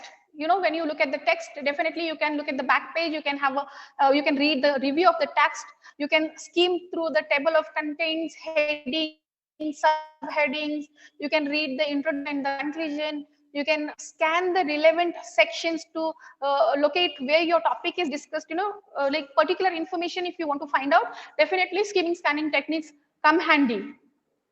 During reading, you should closely follow the development of the ideas, how the writer has developed the ideas. You should read actively, you should make down you should take down the points, you should make notes of important points. Don't forget to examine the diagrams of figures if they are there, if the data is in the format of figures or diagrams. Read critically. When you're reading the stuff, you ask yourself questions. For example, is the argument logical? Is it biased? What exactly the writer is trying to say? You have whether you are finding the answers in the text or not. And after reading, definitely give a thought about what exactly you have read. Do give a thought about what exactly you have read. You can make a brief summary of your main ideas, main points, main concepts, and that will really help you all to remember the text for a longer time. It really helps you. So in this reading methodology, in this reading process, 4 techniques are used. And the first one is skimming. That will help you to grasp the general idea or the gist of a text. Skimming technique, you just go for a general idea, what exactly the text is trying to tell you. Just browse through the book and then you'll get a idea about the book. You can go through the table, the headings or the abstract. You can read the first and the last paragraph, for last sentence of each paragraph. That's the skimming technique through which you can get a general idea of the text.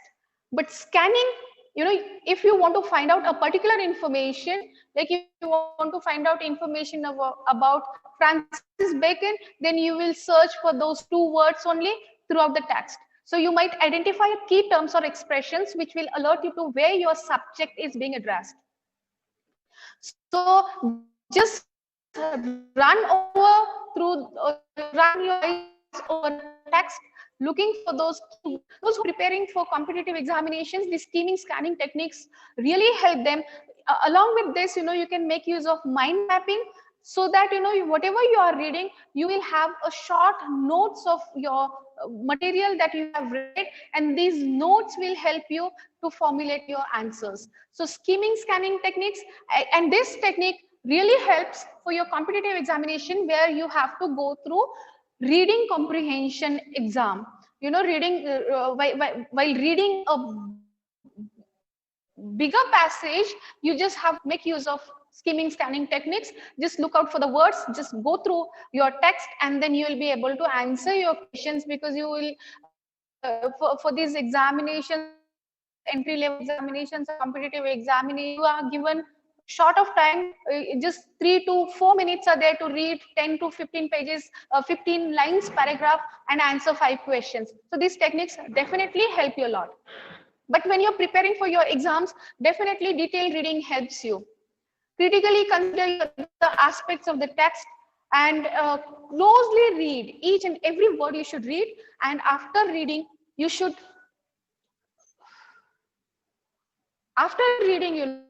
you should pay attention each and every word of the text.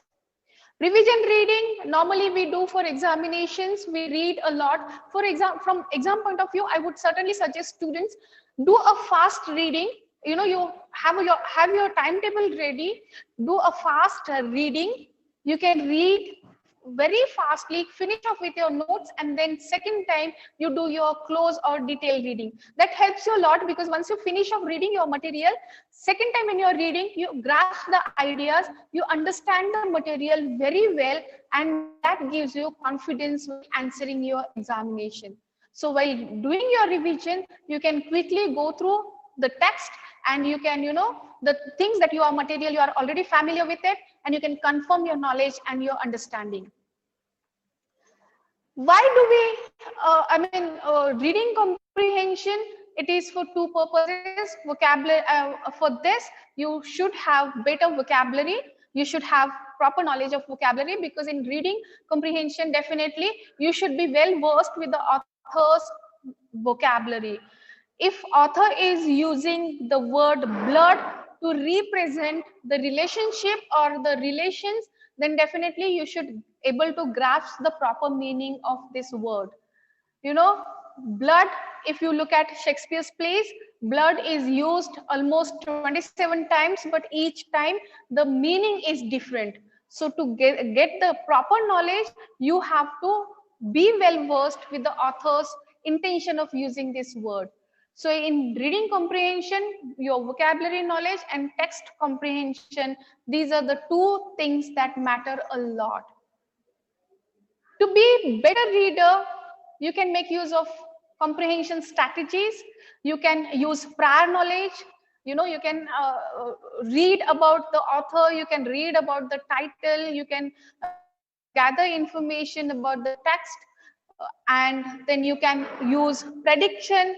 You can identify the main idea. You can make use of summarization. You can make use of note making techniques. You can question.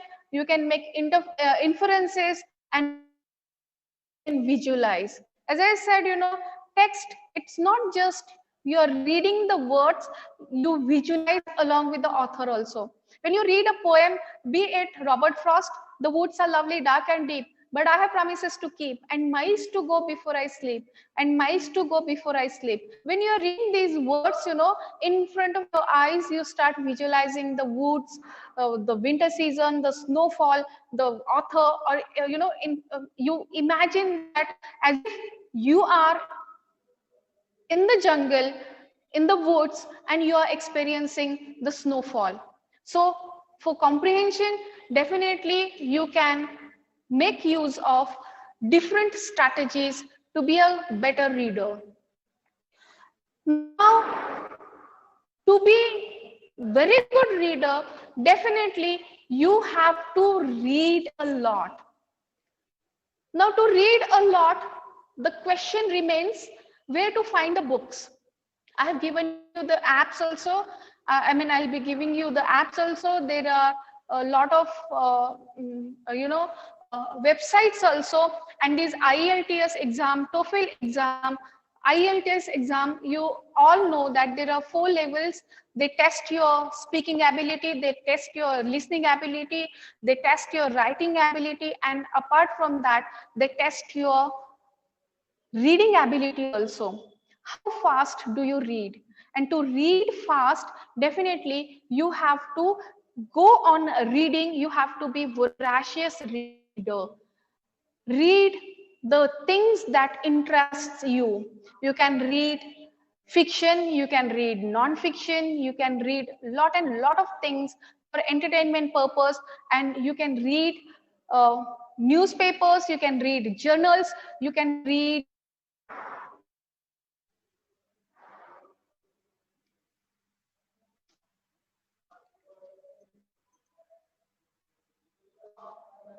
Am I audible, ma'am?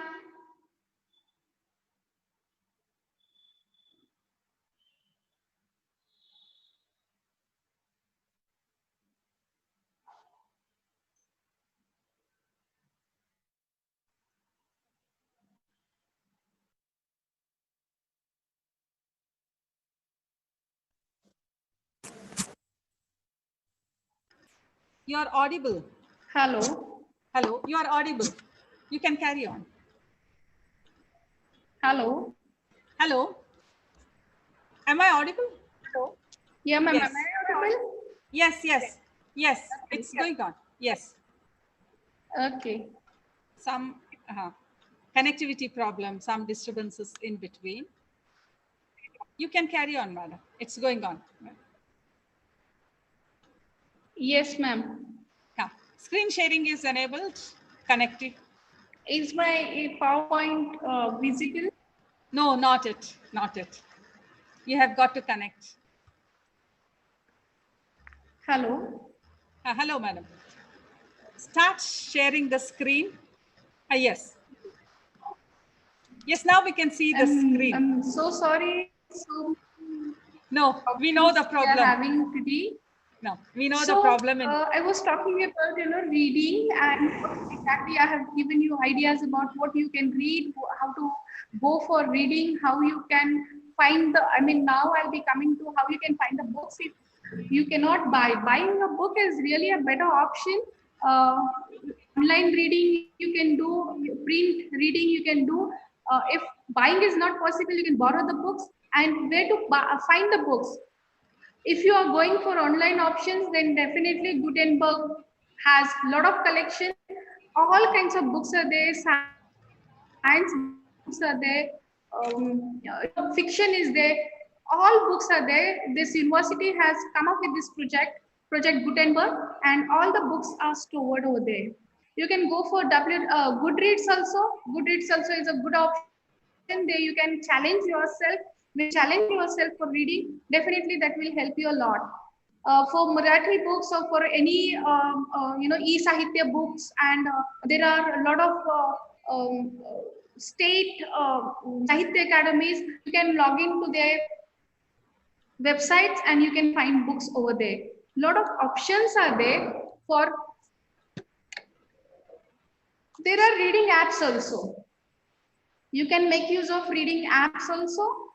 Booklet is there, Aldico is there, Book Funnel, FB Reader, Oodles, ebook reader, Audible, iBooks, Kindle, Nook. There are a lot of reading apps also where you can find the books that interest you.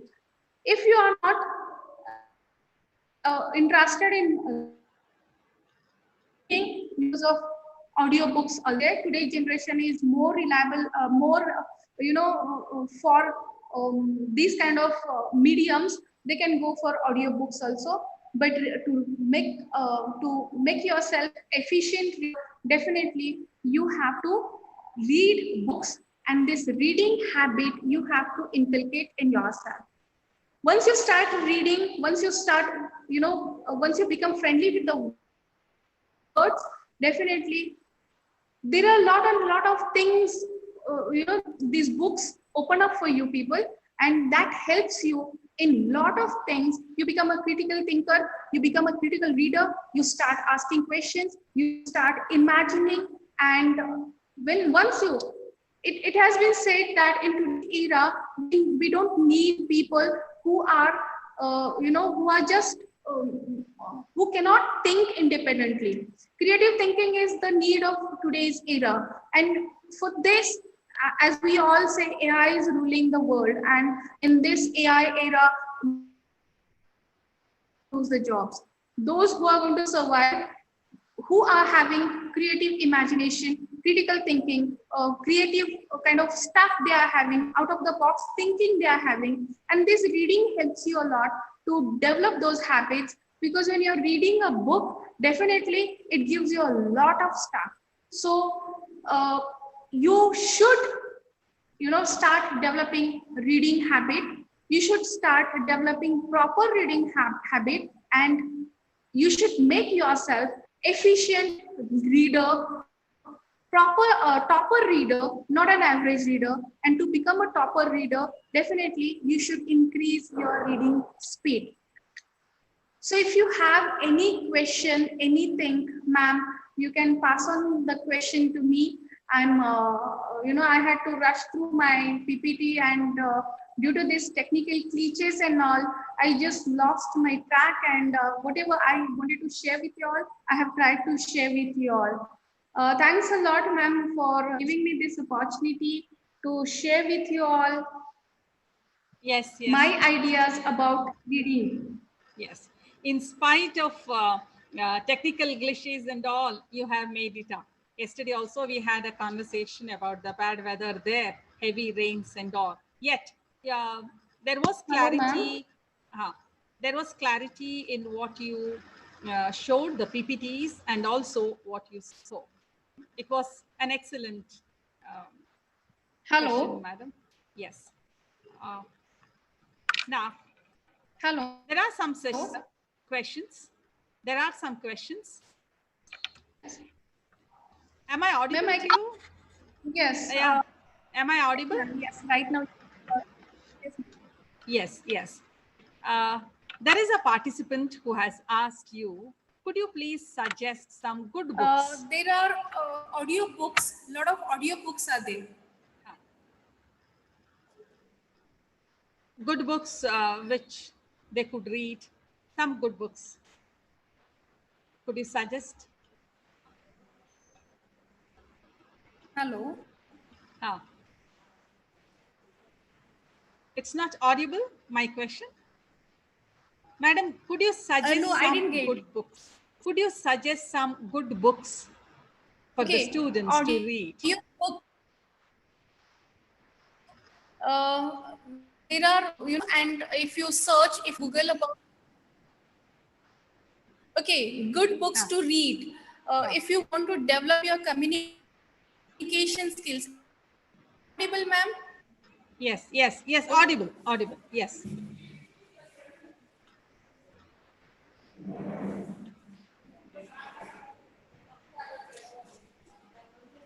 Sharmila माझं सगळं तिथेच आहे 2 मिनिटात आले आता मी खाली बघते hello hello yes yes ma'am continue continue madam hello yes continue madam you are telling something about good books there are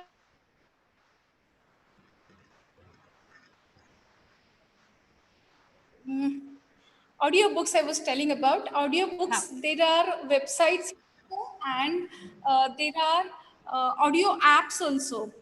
If you download the applications, definitely you can hear the books.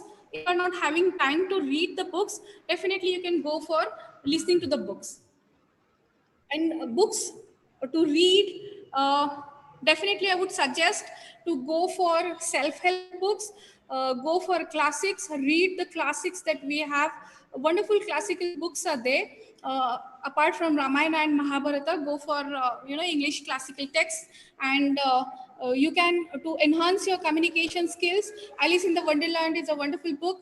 You can go for Yes Minister. These books will also help you to enhance your communication skills, especially skills. There are clues and there are so many things that have been told in Alice in the Wonderland, which will help you to enhance your communication skills. Now there is a participant who has asked, yes, am I audible, madam? Madam? Yes, ma'am. There is a question by an participant who says, how to recall the content that we have just read. Give me a second.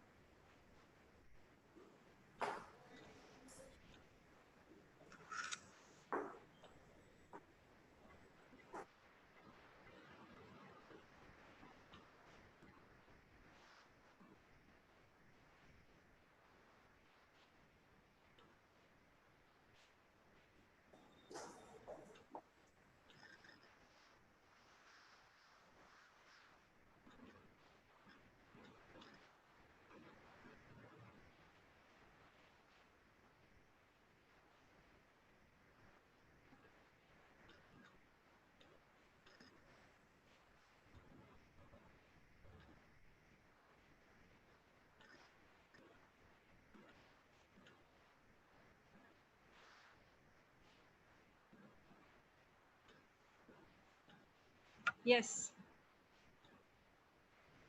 She's getting connected. Hello. Yes. Yes, Yes, Manisha ma'am. madam. There is a question for Now I you. can hear you. There is a question for you. That is, a participant Hello. asks. Yes, a participant asks. Okay. How to recall the content what is being read. After reading, how to remember it. Maybe for the exam purpose or bank exams or anything. The book that he has read, how to recall it, how to remember it. Any tips could you give? Okay. Am I audible, ma'am? Yes, yes. Now you are audible. Hello. Yes, ma'am. Now you can speak. You can speak. Okay. To recall the things put of mind words and another technique we make use of is skimming technique. While reading, when you make points, arrange them in such a way so that you will remember them. I remember the person's name, but he has suggested a way.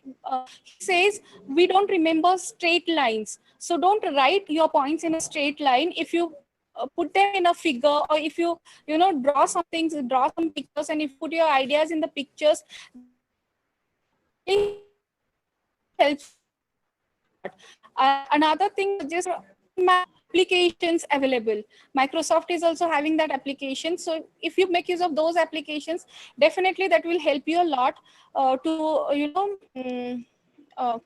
remember the things and recall them.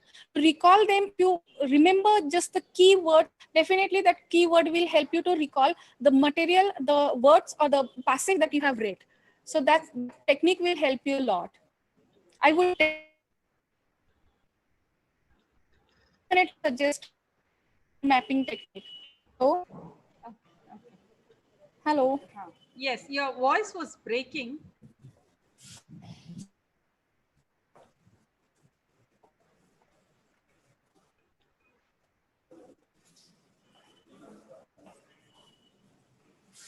Yes. Yes, ma'am. Did you get my answer? Yes, your voice was breaking. I suggested.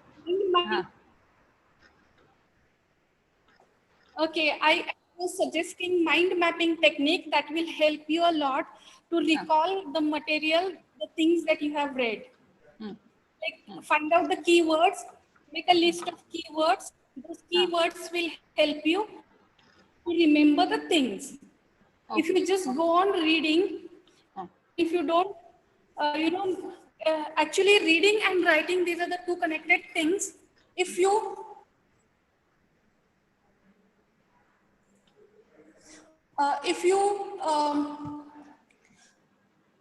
write down the points that you have read, that really helps you a lot to remember the stuff. So I would suggest when you are reading, jot down the points, write down the keywords that will help you to remember. For mind mapping, there are Microsoft applications. There are mind mapping techniques that you can make use of. Yes, mind mapping they have got to learn in order to recall and remember the content that they have read, is what madam is telling. Yes, Manisha madam, in spite of so many hurdles, so many disturbances, the technical glitches, you have done it. Finally, you have done it. This was one worry because of the weather there in Maharashtra. Yesterday, you had told that whether it would be possible for you to have the flow in your talk due to network connectivity, but you have done it. Your message is reached out to all the participants, and they have said that it was really a very interesting session, and so much they have learned about reading, the skills, the techniques, and how to categorize the books, good books and all, and audio books that they are available and all those things. So reading skills for entertainment and knowledge was the topic that Manisha, Professor Dr. Manisha Patil has discussed today. And a lot of responses we are receiving in the chat box that the session was very, very useful, very productive, and they were able to follow. Yes, the session was very productive and useful. Students, the link for the feedback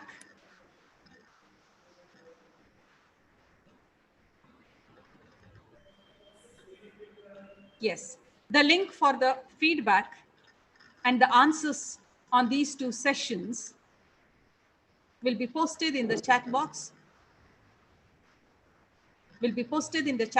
as well as in the WhatsApp group.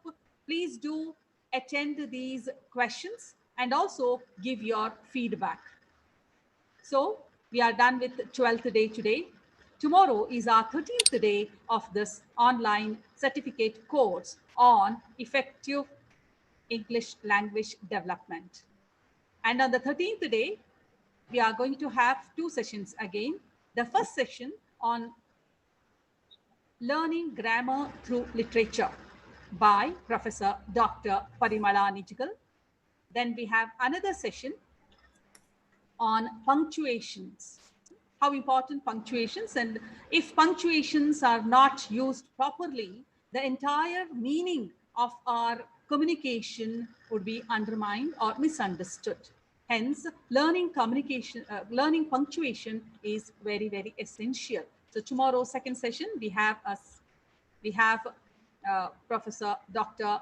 Purnima from Mysore to speak to us on punctuation. Well, students, thank you so much for being so regular.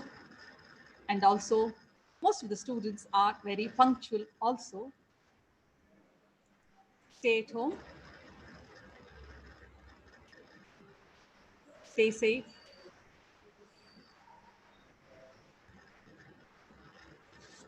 What you got disconnect? No. Okay. No. Thank you so much. Have a pleasant reading. Be a happy reader. Enjoy reading. Reading is really a wonderful thing that takes you out of this world. And I'm extremely sorry for this technical glitches that I faced today. Normally it doesn't happen, but I think today was not my day. I've tried to give you things that I have, throughout my reading. I just shared few of the things with you all. Thank you, V.V.N College. Thank you so much for giving me this opportunity. And thank you all the students. Thank you for being patient. Yes, on behalf of the V.V.N management, CE&A, principal, all the faculty members and the student, I extend our heartfelt gratitude to you for taking so much of lot of pains in preparing those the slides, very meaningful, very colorful they were, and also trying to keep in touch, connected with us in spite of all these connectivity problems, and you have completed your task. And madam, it only shows your passion and concern for the students. Thank you so much. Yes, thank you so much. Participants, stay at home, take care, stay safe, and stay blessed always.